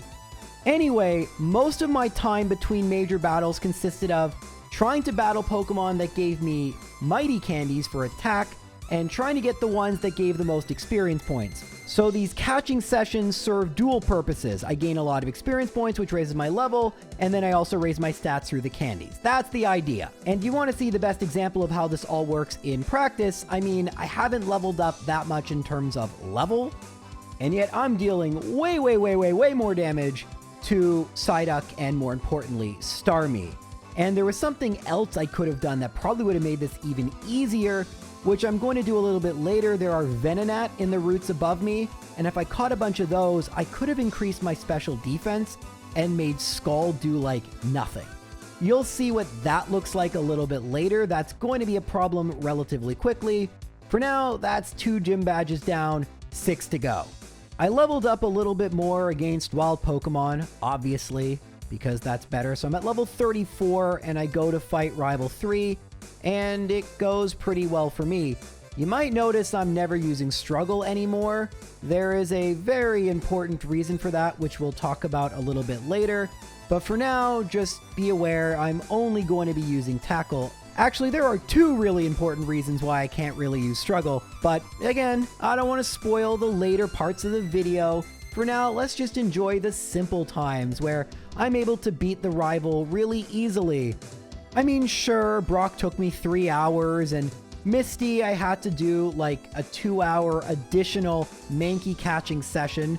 So it's not quick, but we're doing it, we're winning, and eventually all this candy eating and leveling up, it's gonna come back to me, right? Eventually the run is going to get a lot faster. I'm just having to put in the work right now to make the run smoother later. Of course, that's of course what's happening. For sure. Well, turns out I didn't put in enough work because Lieutenant Surge is just dealing way too much damage because, of course, the TMs in Red and Blue were overpowered. So in Let's Go, let's make them overpowered again, which, it's a choice, but very bad choice for me since Thunderbolt is a really strong electric attack and I am indeed not a Marowak. So after losing a few times to Surge and realizing, yeah, especially with a Magnemite, I'm not going to win, offense wasn't the only thing I should have been focusing on. I had to go actually catch a bunch of Drowsy, that's even better than Venonat, and get a bunch of special defense. I may have gone a little bit overboard this time because you can see my stats Before I started, don't forget, you also gain levels just by catching the Drowsy, but look at that, 30 special defense, and then 101. I really just wanted to get this tedious stuff out of the way early, and then just beat gym leaders one at a time. One thing I should mention is that one way to gain more experience points is to use the second controller, which is called the support trainer. It's a very weird feature that feels very much like when you let your little sibling play with you, but they didn't really do anything. In Let's Go, they can kind of do stuff. It's weird. They can't encounter Pokemon on their own or talk to anyone, but if you get in a battle, they can use one of your Pokemon and it can turn into a 2-on-1, which we're not going to do. This is just an annoying thing that would happen over and over to me because the support trainer, if you throw 2 Pokeballs at the same time, not only do you have a better chance of catching the Pokemon, but it gives you a synchronization bonus, which gets you more experience points, which, of course, as someone who's trying to beat this game quickly, I'd like more experience points. Yes, please. I do want to apologize for giving just so much information on Let's Go, but I really don't know if I'll ever play this game on this channel again. And I'm aware many of you may never have seen this game before, so I feel like I need to give you my experience with trying to play this game in like a single player, I don't want to call this competitive, but like, you know what I mean? Like a challenge setting. Anyway, the next battle against Surge was pretty easy because, I mean, the attacks don't do anything anymore. I definitely went above and beyond what I needed, but I don't care. I don't care, man. We know it's going to be the Elite Four and Champion that are going to give us problems. We're going to beat all these trainers eventually. If I could legitimately warp to the Champion right now, I would. The game won't let me do that, so I have to play through this part, but that's my mindset right now. I'm going to be honest. I'm just so upset about FireRed Leaf Green. Just, ugh. Anyway, in this game, I'm pretty sure you have to fight Rival 4 first. I didn't try to go to Celadon City. I did this anyway, but I seem to recall if you don't, the game doesn't actually let you leave. He was pretty easy. I used Tackle a bunch of times. You can see my friendship is getting higher and higher, as evidenced by the fact that the heart keeps appearing over Caterpie. That means Caterpie is either avoiding an attack or getting a critical hit or something. Actually, I don't know if I'm getting critical hits yet. That's if you max out your friendship. Eventually, oh, I am. I got one against Jolteon. Awesome. But yeah, Rival 4 was really, really easy. But if we want to proceed up Pokemon Tower, like in the other 2 games, we're gonna need to use, well, in one of the games, there was nothing we could do, but we're gonna need to use Struggle, but that's gonna be really, really, really, really, really annoying. And I guess I can kind of talk about that here, because how would you get Struggle if you were playing Pokemon Red and Blue or FireRed Leaf Green? You go battle wild Pokemon and use up all your string shots. You can't do that because there are no wild Pokemon to battle.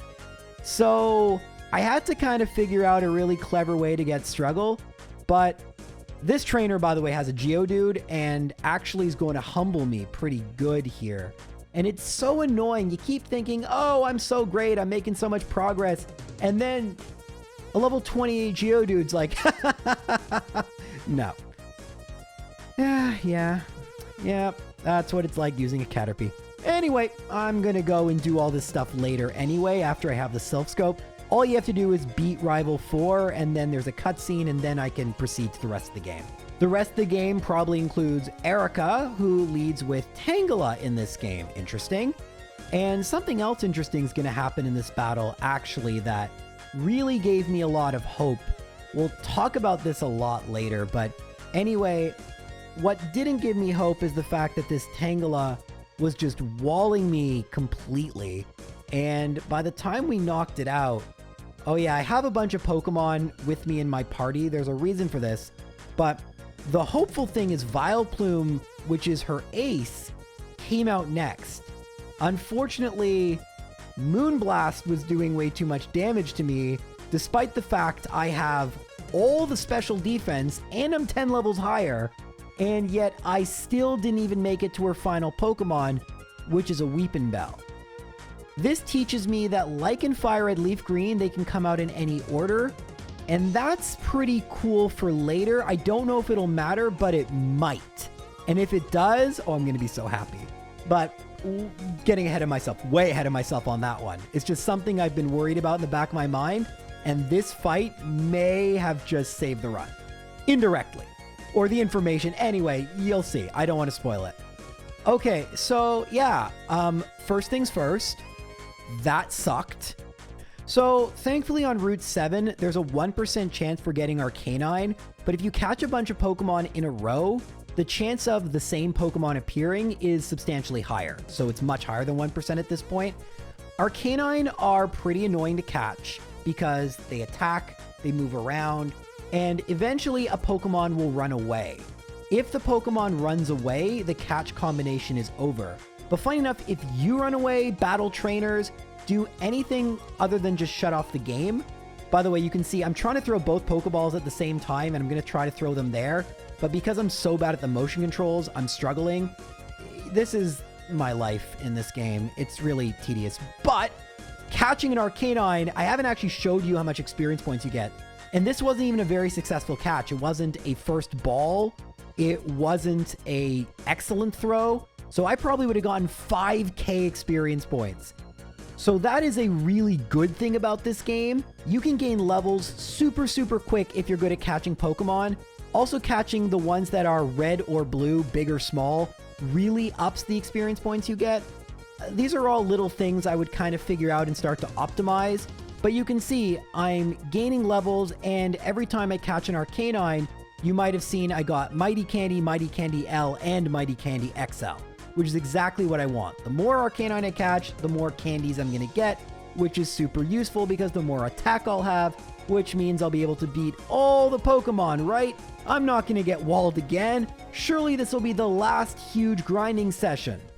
So as I battle Erica, it is just probably hit. It was 9:58 when I saved. So after that like 10-minute cutscene, because they all have to talk to you, probably about 10 hours now, which is fairly long actually. To just get to Erica, especially if you're only playing at single speed, which means you're playing more efficiently.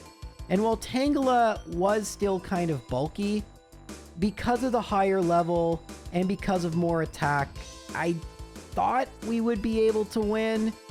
As it turned out, I was right. Vileplume did a number on me, but Weepinbell's Poison Jab did not do enough. And we did over half, but the fact is, after all that, I'm still barely beating Erica at level 50.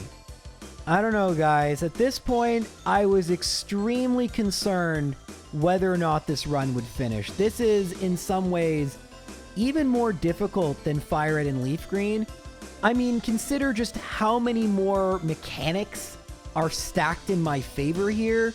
The fact it's this difficult still is a very bad sign, because eventually we will max out those AVs, and when we do and we get to level 100, are we really going to be powerful enough to defeat the champion? I don't know, but we're a long way away from that. Like a lot of trainers in this game, Giovanni's been nerfed pretty substantially. Like in Yellow, his main Pokemon is Persian, although Rhyhorn proved to be pretty difficult to defeat, and in fact, the first time beat me. So yes, he's been nerfed, he has one less Pokemon. Still good enough to defeat good old Caterpie. Hooray! You know what that means? More Arcanine, more experience, more candies, more! I spent an hour catching Pokemon, but as you're gonna see, it paid off. I'm at level 60. And now I just deal so much more damage, more importantly to stuff like Rhyhorn. Truth be told, my defense is probably more important. Also, my friendship is higher, so things are missing. But yeah, I guess that's just the name of the game. Level up, but I'm already at level 60. I'm way higher a level than I was when I beat Giovanni in the other two runs. Again, runs where I didn't have these candy, but hey, what can you do? Now, the next thing we need to talk about is the Pokemon Tower. I was really grateful the game gave me a way to get Struggle fairly easily. On Route 12, this fisherman right here, his first Pokemon is Magikarp. It has Tackle, and it has Splash. Neither of which do much of anything to Caterpie, even if I don't have full HP. Now, because this game is the reverse, where wild Pokemon give you a ton of experience points and trainer Pokemon give you next to nothing, I haven't battled most trainers, so I have tons of trainers where I could waste my tackle power points, which gives you money, which I could use, and this Magikarp I can waste my string shot power points, which is good because usually you'd find a Metapod or Kakuna. There's actually another trainer on this route just past this fisherman who has another Magikarp, although he leads with Gyarados, not that it matters. And with that, you can get Struggle. But this is Gen 7 Struggle, not Gen 3 Struggle. And if you haven't played Pokemon since Generation 3, you're in for a very rude awakening here. There are only 2 mandatory channelers, although to avoid the healing spot and restoring your power points, I really would recommend battling a third optional one. Anyway, notice when I use Struggle, how much damage is taken back in recoil. It is, and if you don't have an exact calculator, I'll tell you, a quarter of my total HP. Meaning, as of Generation 4, the maximum number of times, assuming you have an odd number of HP, is 4. If your HP is divisible by 4, then it would be 3. We can't just use Struggle like a standard attack anymore. Now it's an emergency use attack for ghost Pokemon only. And thankfully, there aren't that many mandatory ghost Pokemon until, you know, the trainer who specializes in them. Yeah, I'm seriously concerned this run is just going to end at Agatha, which is where a lot of people probably thought the first Caterpie run would end, but I've got to make it there first, and thankfully I've already passed the Pokemon Tower, so we've beaten Red and Blue. But we still have so much more game to go before we have to worry about Agatha, but getting Struggle and using Struggle is a struggle. And remember how I said Leftovers would help? It would help here, because with Leftovers, we'd maybe be able to use Struggle one more time in theory. And that would be really cool. But yeah, that's just not going to happen. And when I say 4 times, that's assuming I never get hit myself, which could happen. Yeah, that's fun for future Gyros. Current Gyros has now made it to the second half of the game. There's Koga, there's Rival Fivel, pretty much it. And Koga is usually required. I don't actually think Koga is required in this game to use Surf. I don't know if he is or isn't, but we're going to battle him anyway. In this game, Koga doesn't lead with coughing, but with his wheezing. And unfortunately, all of Koga's Pokemon have a very annoying strategy that kind of, as I said in an earlier run, is Caterpie's kryptonite. It's worse here because Koga's Pokemon this time have not just toxic and evasion moves, but protect as well. And although there is a chance for Caterpie to shake off the poison, it's not a very high chance. And try as I might, I was never able to make it past the Golbat. All those Arcanine, all that training. By the way, the reason I have these Pokemon here, you know you need 50 Pokemon registered in your Pokedex to get into this gym? It completely changes how speedruns. I would say it ruins them, but it actually doesn't. It's actually a really cool thing because how you catch Pokemon, how you evolve them, when and where, really important stuff. But yeah, that's why I have Pokemon in my party. And because I catch a bunch of Pokemon for experience points anyway, so it just makes sense to have them there. But yeah, I was pretty depressed that after all this, I'm really not close to beating Koga. And that's when everything changed. I decided to try something I was thinking of doing before, and I figured out something amazing. So we've talked about Candy, and we've talked about how Candy goes from being super great to needing more and more to being useless and needing the L and XL versions, which are hard to find. But you know what candy are amazing? I only mention it once. Species-specific candy, like Caterpie candy. But in catching all those Caterpie before Brock, I only got one. how do I get them on a massive scale? I figured it out. You've got to spend a lot of time. This took me over 3 hours, but it was so worth it, guys. I mean it. I'm actually not being sarcastic. I used lures, pineapple berries, and only one trainer throwing excellent, just timing the throw, getting in the first ball, and every single Caterpie after the 40th or so. I know, that's a lot of Caterpie. But look at this. I got here, how many Caterpie candy? 4. Between 3 and 5 every single time. Caterpie candy, we talked about this. They add 1 to all your stats, but they're so much better than that. Unlike all the other candy that are stat specific, you never need more than just 1 to get an increase. So if you get 200 Caterpie candy, you will have all your stats maxed out. They're just so much more efficient to get, and I spent hours and hours in Viridian Forest. Didn't gain many levels, although I did gain some. And I got enough Caterpie candy to max out all my stats except speed, which, trust me, I'm fast enough to outspeed anything in the game now, and special attack. I was proud of this. I couldn't really find much data on this. Everything I read was kind of contradictory. I sort of had to guess and check. I didn't know this method would work.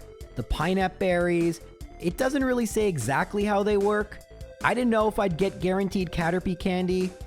Everything was turning up Millhouse. And then I battled Koga. But first, this is what my Caterpie stats look like. 300 HP, 278 attack. So we should basically be calling this Arceus at this point because its stats are way more similar to an Arceus than a Caterpie.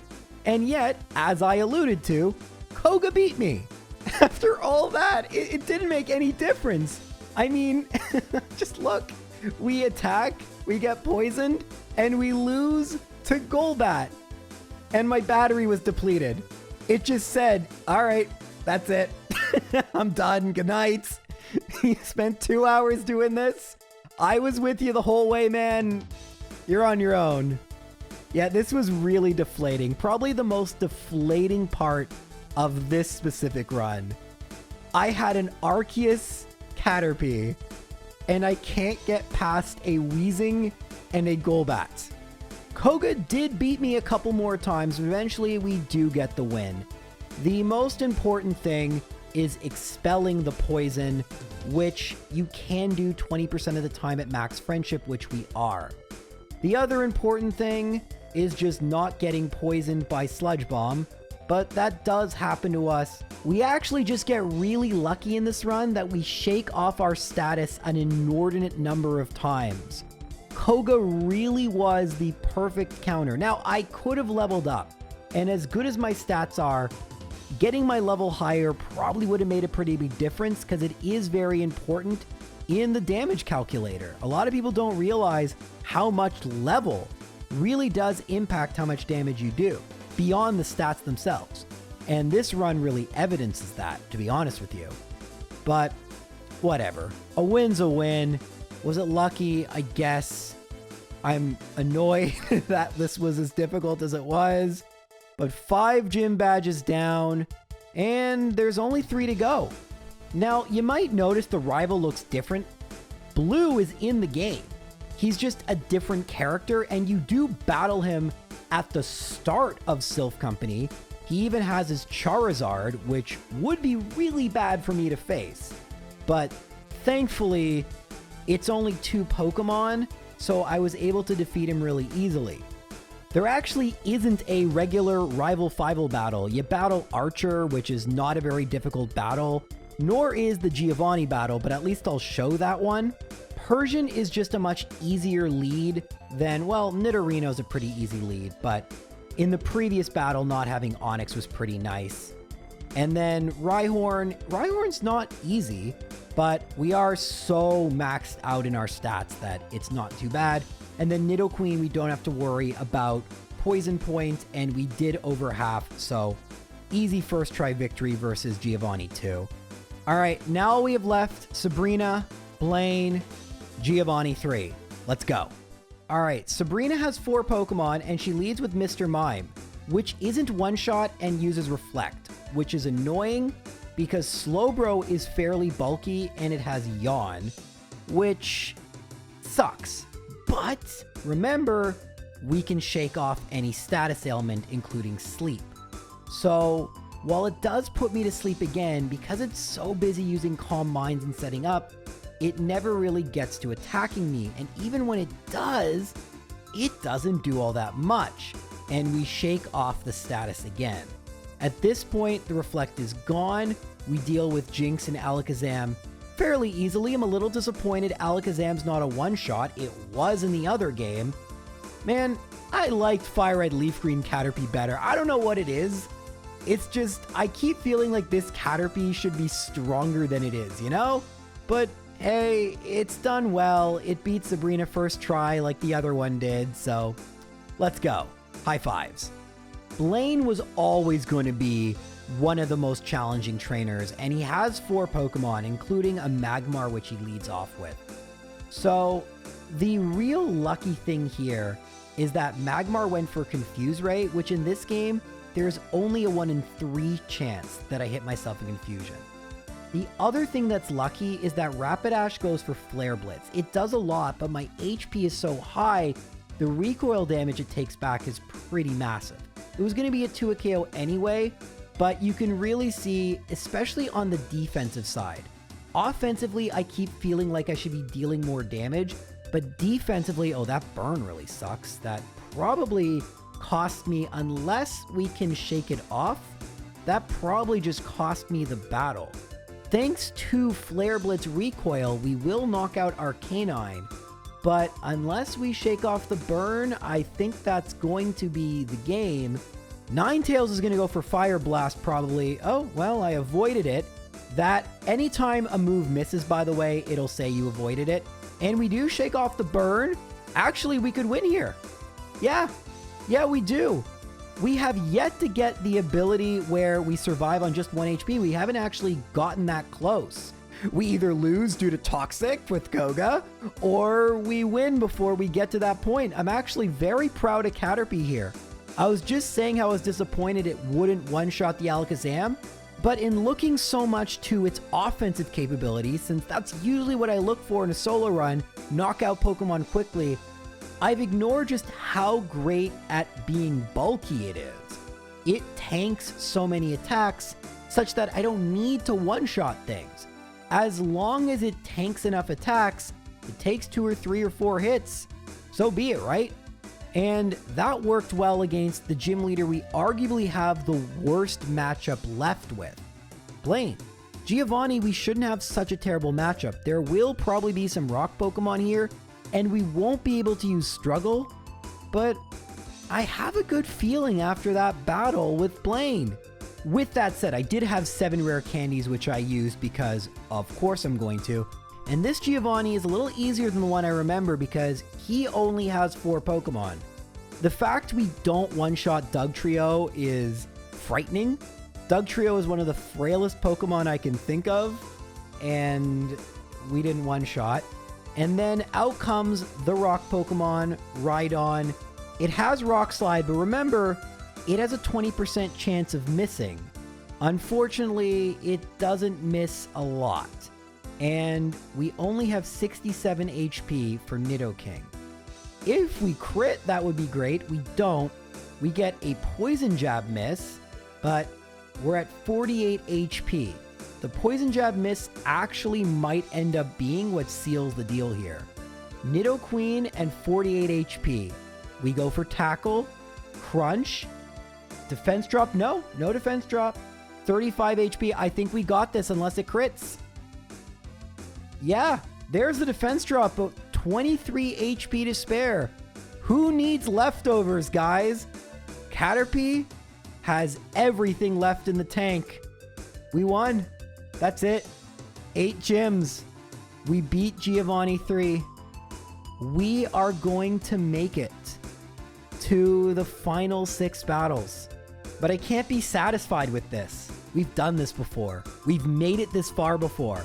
I'm not going to make it this far just to lose in the Elite Four. We have to win, but we can't even talk about the Elite Four if we can't beat Rival 6. Well, let me introduce to you the way we're going to beat Rival 6. Infinite rare candies. Yes, we could just battle a bunch of Chansey, but that takes a long time. Rare candies are quick, and every day, well, almost every day, I don't know why sometimes it doesn't happen, a rare candy spawns here. There is a time-changing trick you can use involving a local trade, and you can just, this takes a while, but within a minute you'll get another rare candy. So it took me about half an hour to get all the rare candies I needed in order to get close to level 100. I don't want to hit level 100 in case I think I'm right about how many IVs I have in HP. I don't think I have perfect. Actually, I know I don't. And I think it would be an even number at 100. So that would be really bad. So I'll get to level 97, I think, and then I'll battle the rival. All in all, this has taken me an hour of prep time, but you'll notice I have gotten rid of all of my string shots, and Rival 6 actually only has 4 Pokemon, albeit his Pidgeot is at level 50, which is scary, but at level 97, I talked about this, being at a higher level makes a huge difference.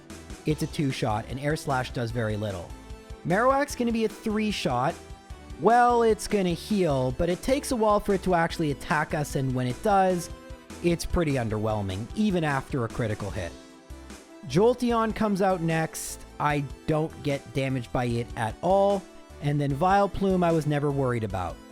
If this is what the champion battle is going to be like, we're going to do it. Now, I'm going to be honest. I am not super worried about Lorelee. This is all going to come down to whether or not I can defeat Agatha.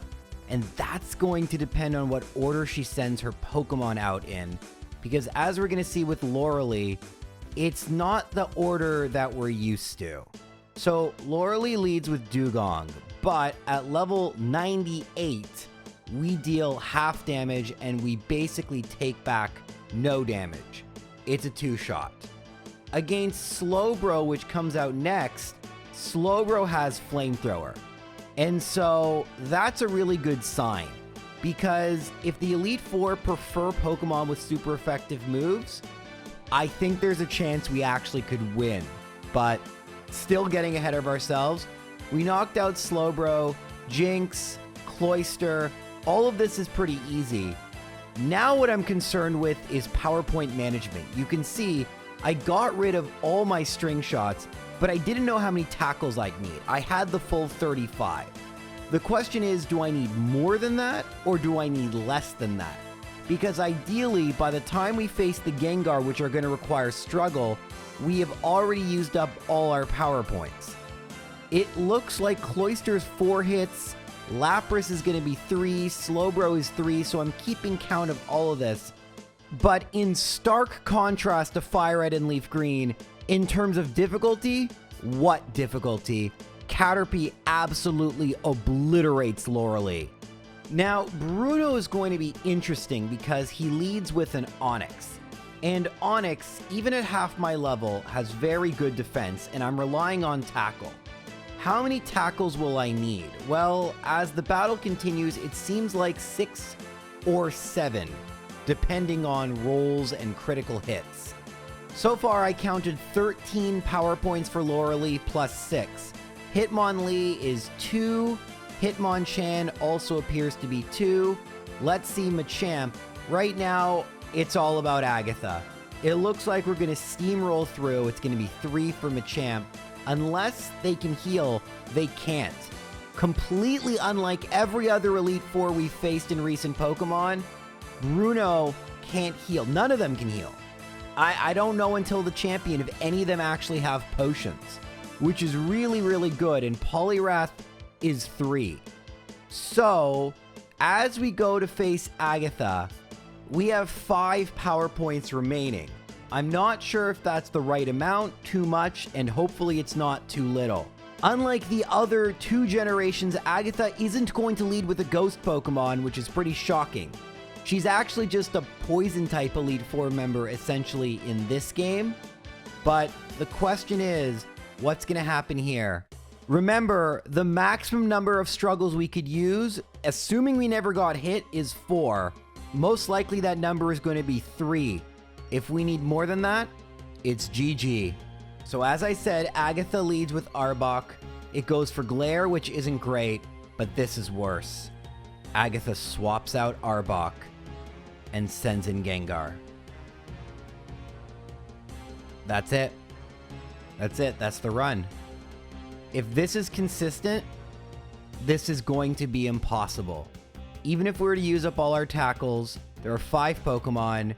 We can't use Struggle more than 5 times, and I already know Weezing is not going to get knocked out in one hit. I actually didn't save between Elite Four members, so I had to rebattle the other 2, which kind of sucked. But in this battle, once again, Agatha swaps out. It's looking pretty consistent. It doesn't look like there's any way we could knock out Arbok in one hit, even if we got a critical hit. 3 for 3 swapping into Gengar. I don't know what to do. I don't know what to do. I have one idea left. What if it's swapping because it sees I only have a normal move? That's pretty dumb. But what if the AI can tell what moves I have left, and that's why it's consistently swapping into Gengar? Would it be possible if I used an elixir right here? Which wouldn't be good. But will it stop Agatha from swapping? Turns out the answer might be yes. And look at that. The next Pokemon to come out is Golbat, which means so long as we one-shot the next 3 Pokemon, we actually can beat Agatha in theory. In theory. I want to use the word in theory very, very carefully here. I also kept seeing that Pikachu icon and decided to figure out what the heck that does. Turns out if you shake your controller, you get a boost in all your stats. That's kind of cool. It's not an item. Okay. Never knew that was a thing. But right now, we're going to have to reset because in order to restore power points, I used an elixir. So likely what I'm going to have to do is lose here, come back with just 1 string shot. By the way, it also really sucks that after Golbat, Weezing doesn't come out, and it seems like what order the Pokemon appear in is very consistent. I've yet to see a trainer switch that up. So, unfortunately, if Weezing did come out 3rd, this would be a cinch. But we're gonna need to one-shot Weezing and both Gengar with Struggle. The Gengar I'm not too worried about. The Weezing, with its relaxed nature, that may be a run-ender. First things first, though. Do we one-shot Gengar? Well, hopefully it doesn't hit us with Will-O-Wisp. We actually get the Avoid, not once, but twice. And now is the moment of truth. Oh my. Without a critical hit, we don't one-shot with Struggle. And every time we oh my god. I didn't see that being a problem. What do I do? Well, first things first, I come back, and now I have 1 string shot. Unfortunately, this time I have 6 tackles. I got a little luckier. Arbok's gonna take 2 hits, and it doesn't swap out. Now, against Golbat, I have an idea. On the first turn, I'm gonna shake my controller and get the Omni Boost, because not only will I take less damage as I use up my tackles, in fact, I probably should use String Shot. Oh, that's a really bad critical hit. But with this boost, we're guaranteed to one-shot Gengar. We were so close without it. This is a mechanic I didn't even know existed, and it just saved the run. But it's all for naught if we can't one-shot Weezing as well. And that, even with this boost, I'm not certain is possible. It's the moment of truth. All right, I've got good news and bad news. The bad news is we don't one-shot Weezing. The good news is, I think with a critical hit, we can. But you know what? Thinking isn't good enough here. I want to know my exact odds of one-shotting Weezing. And you know what it is? With a critical hit, it was about 20%. If I leveled up to level 100 with an even number of HP, which really, as I realized, wouldn't matter, because I'm going to get attacked anyway, so I can only use 3 Struggle. That's it. So at level 100, the chance of knocking out Weezing with a critical hit is 40%, and the chance of a critical hit is 8.5%. I think what I'm going to have to do is reset over and over and over and over, making it to Weezing as much as I can, and hoping I get the, well, I guess 4% chance that we get both the critical hit and the favorable damage range. These battles take about a minute or more to do, and there's a 96% chance of failure. Or is it even more? Because not only do I have to waste more power points than I'd like, but look what can still happen. Turns out we had a little bit of what might have been confirmation bias. From what I can tell, there's about a 30% chance, I don't know, I'm sure someone in the speedrunning community would know the exact number, but there's just a chance on any given turn with Arbok, Agatha swaps. That's the same way she works in Generation 1. There's just a straight 1 in 4, 1 in 3. It's just a random chance. Maybe it is guaranteed if I don't have String Shot. I don't know. I never got it to work if I didn't. But it turns out it can still happen a fair bit. Another thing that started to happen, let me also say these 2 extra tackles were extremely frustrating because anytime I wasn't paralyzed, I get burned by Gengar, completely nullifying an attempt. So I actually had to lose to Agatha here in order to waste 2 power points, enter the Elite Four with 33, which should leave me at exactly 4. 2 for Arbok, 2 for Golbat, hope there's no swap, and 1 String Shot just in case, because why not, right? Good luck, String Shot. I then freaked out because I thought I actually blew my chances at winning, because the only way the Weezing part was even possible is with the shake. And notice I don't have that option. That annoying Pikachu symbol that got me to finally shake my remote, it isn't there. So I actually had to figure out how that works. If you play with Pikachu and give it berries, thankfully you can restore it, or at least I did here. I don't know how consistent it is, and just thank goodness I got this to work, because in order for this to happen, I need this completely unknown to me. So if this didn't exist, the run would be over. We would have no way of one-shotting Weezing, even with a critical hit. But if I don't sound excited about the fact I could win, it's because this could take me literal hours of resetting. We have the right number of power points, we have the String Shot, we have the boost, all the tools are there for us, but it just is such slim odds of everything working out.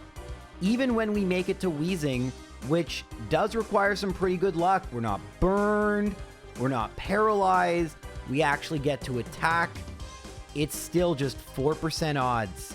That's it. It sucked. Doing this was absolutely tedious as heck. This is where you just turn on your favorite Twitch stream, try to hope you get good luck, and just enjoy the process as much as you can. The worst part is I found it was closer to 50% of the time Arbok would swap out. And because resetting takes so much longer on a Switch than it does on a Game Boy, that was really, really soul-crushing. I didn't even get a chance to roll the dice at Weezing.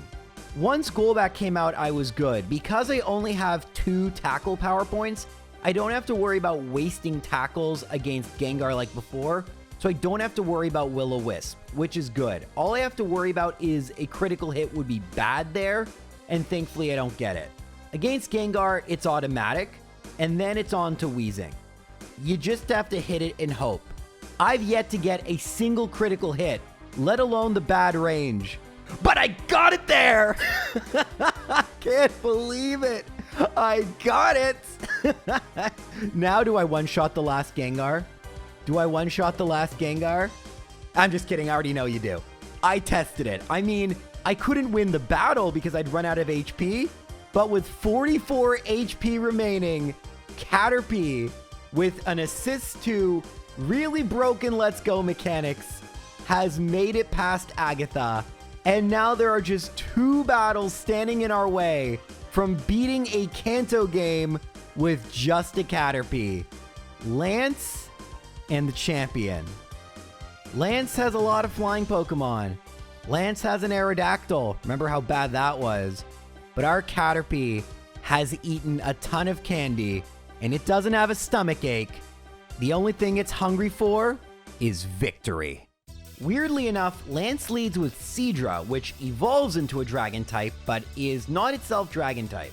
I used 3 PP up, and I think we're gonna win. I mean, that Hydro Pump did nothing. It's gonna be a 3-shot, and that's frustrating, but not much to worry about. Doesn't heal, 1 down. Aerodactyl, we're doing, it's gonna be a 4-shot. That's fine. That's completely fine. Aerodactyl, Rock Slide, doesn't do all that much to me. It doesn't do that much to me at all. 260. As you saw, I didn't actually defeat the Seadra. It was going to be a 3-shot before it swapped out, which made Aerodactyl even easier. So, great. Gyarados is going to be a 3-shot. Waterfall does next to nothing. And with 206 HP, more than half, we've made it to Charizard, which doesn't have a fire move, if I recall correctly, which is a choice. Yeah, it goes for Air Slash as opposed to something like Fire Blast. Fire Blast probably would have been substantially worse. Now all we have to worry about is Dragonite, and we avoid Outrage. It's going to be a 3-shot. There's no healing here. Outrage does a lot, but with 100 HP to spare on our first try, we've made it to the champion. Guys, I want to do this. I've played through now 3 games. I have really wanted to beat the game with a Pokemon like this without items. Come really close. Magikarp in Violet, Weedle in Red and Blue. This would probably be the worst Pokemon I've ever beaten a game with. I don't care that it's Let's Go. We're using a Caterpie. I don't care about the candies. I don't care about the Omni Boost. That's not an item. There was no items menu. This is the closest Caterpie will ever come to beating this region. It's now or never. We have one last test. Can we defeat the champion and claim victory here? Let's try. Champ leads with Pidgeot. I, of course, counter with Caterpie. Pidgeot is not a normal Pidgeot. It's a Mega Pidgeot, which doesn't really matter here because it's just going to use Air Slash. But that does quite a bit of damage, over 60. I go for Tackle. It's going to be a 3-shot. Air Slash doing very significant damage here. And unfortunately, the champion can heal, which means we're going to be hit with another Air Slash. Although there is a chance it misses here. Tackle doesn't crit, and there's the miss. You know what? That's not even good luck. That's just normal luck that one Air Slash would miss. And down goes Pidgeot. Next, Rapidash. Don't forget Flare Blitz, although it'll deal a lot of damage, it's not a special move. And, oh, well, it was going to be a 2-shot anyway. With that recoil damage, it will definitely be a 2-shot. We don't have a lot of HP remaining, but we have knocked out 2 Pokemon. Marowak, we have just about half HP. It's going to be a 3 KO, I assume. Yes. Fire Punch does nothing. This is good. As long as Fire Punch doesn't burn us, we should be fine. We're fine. Marowak down. Jolteon comes out next. Do we outspeed Jolteon? We do. Don't one-shot. Thunder hits and it paralyzes, but we immediately break through and we knock out the Jolteon. 2 Pokemon remaining. Vileplume is not a great Pokemon against Caterpie, although it likely has Moonblast. It's going to be a 3 KO. Reflect. I didn't think about Reflect. All right, well, it's going to be a much more KO. And Sludge Bomb. Oh, we're going to lose. We're going to lose. That's okay. That's all right. We're not poisoned, though. Is it going to heal? Are there more full restorers? Yep. Yep. And it's behind Reflect. All right, guys. We did our best. Caterpie. Ooh, nice crit. That was a good crit. That was a very good crit. That was a good miss. That was a very good miss. Friendship coming in handy here. And don't look now. There's just 1 Pokemon remaining. This is it. Slowbro. It was a pain because it had flamethrower when Lorelei used it. This Slowbro, ooh, nice crit, nice crit. Surf, I need another crit, I think. I don't know if we 3-shot it. We're gonna go for tackle. This is gonna be close. Light screen. Oh my God. I'm gonna go for tackle. Let's go! I can't believe it! I can't believe it! We did it! We did it! I still can't believe it! It didn't need the crit. Oh my God. Guys, I have no words for this. I really didn't think it was gonna happen. I thought we were gonna get stuck at Agatha. I was stuck there for like hours. Oh my God. This video's been really long. I can't believe I just played through 3 games. I'm gonna go, but before we do, gotta show off the Hall of Fame screen of me and Caterpie. I'm a champion. No, Caterpie is a champion. Thank you all for watching.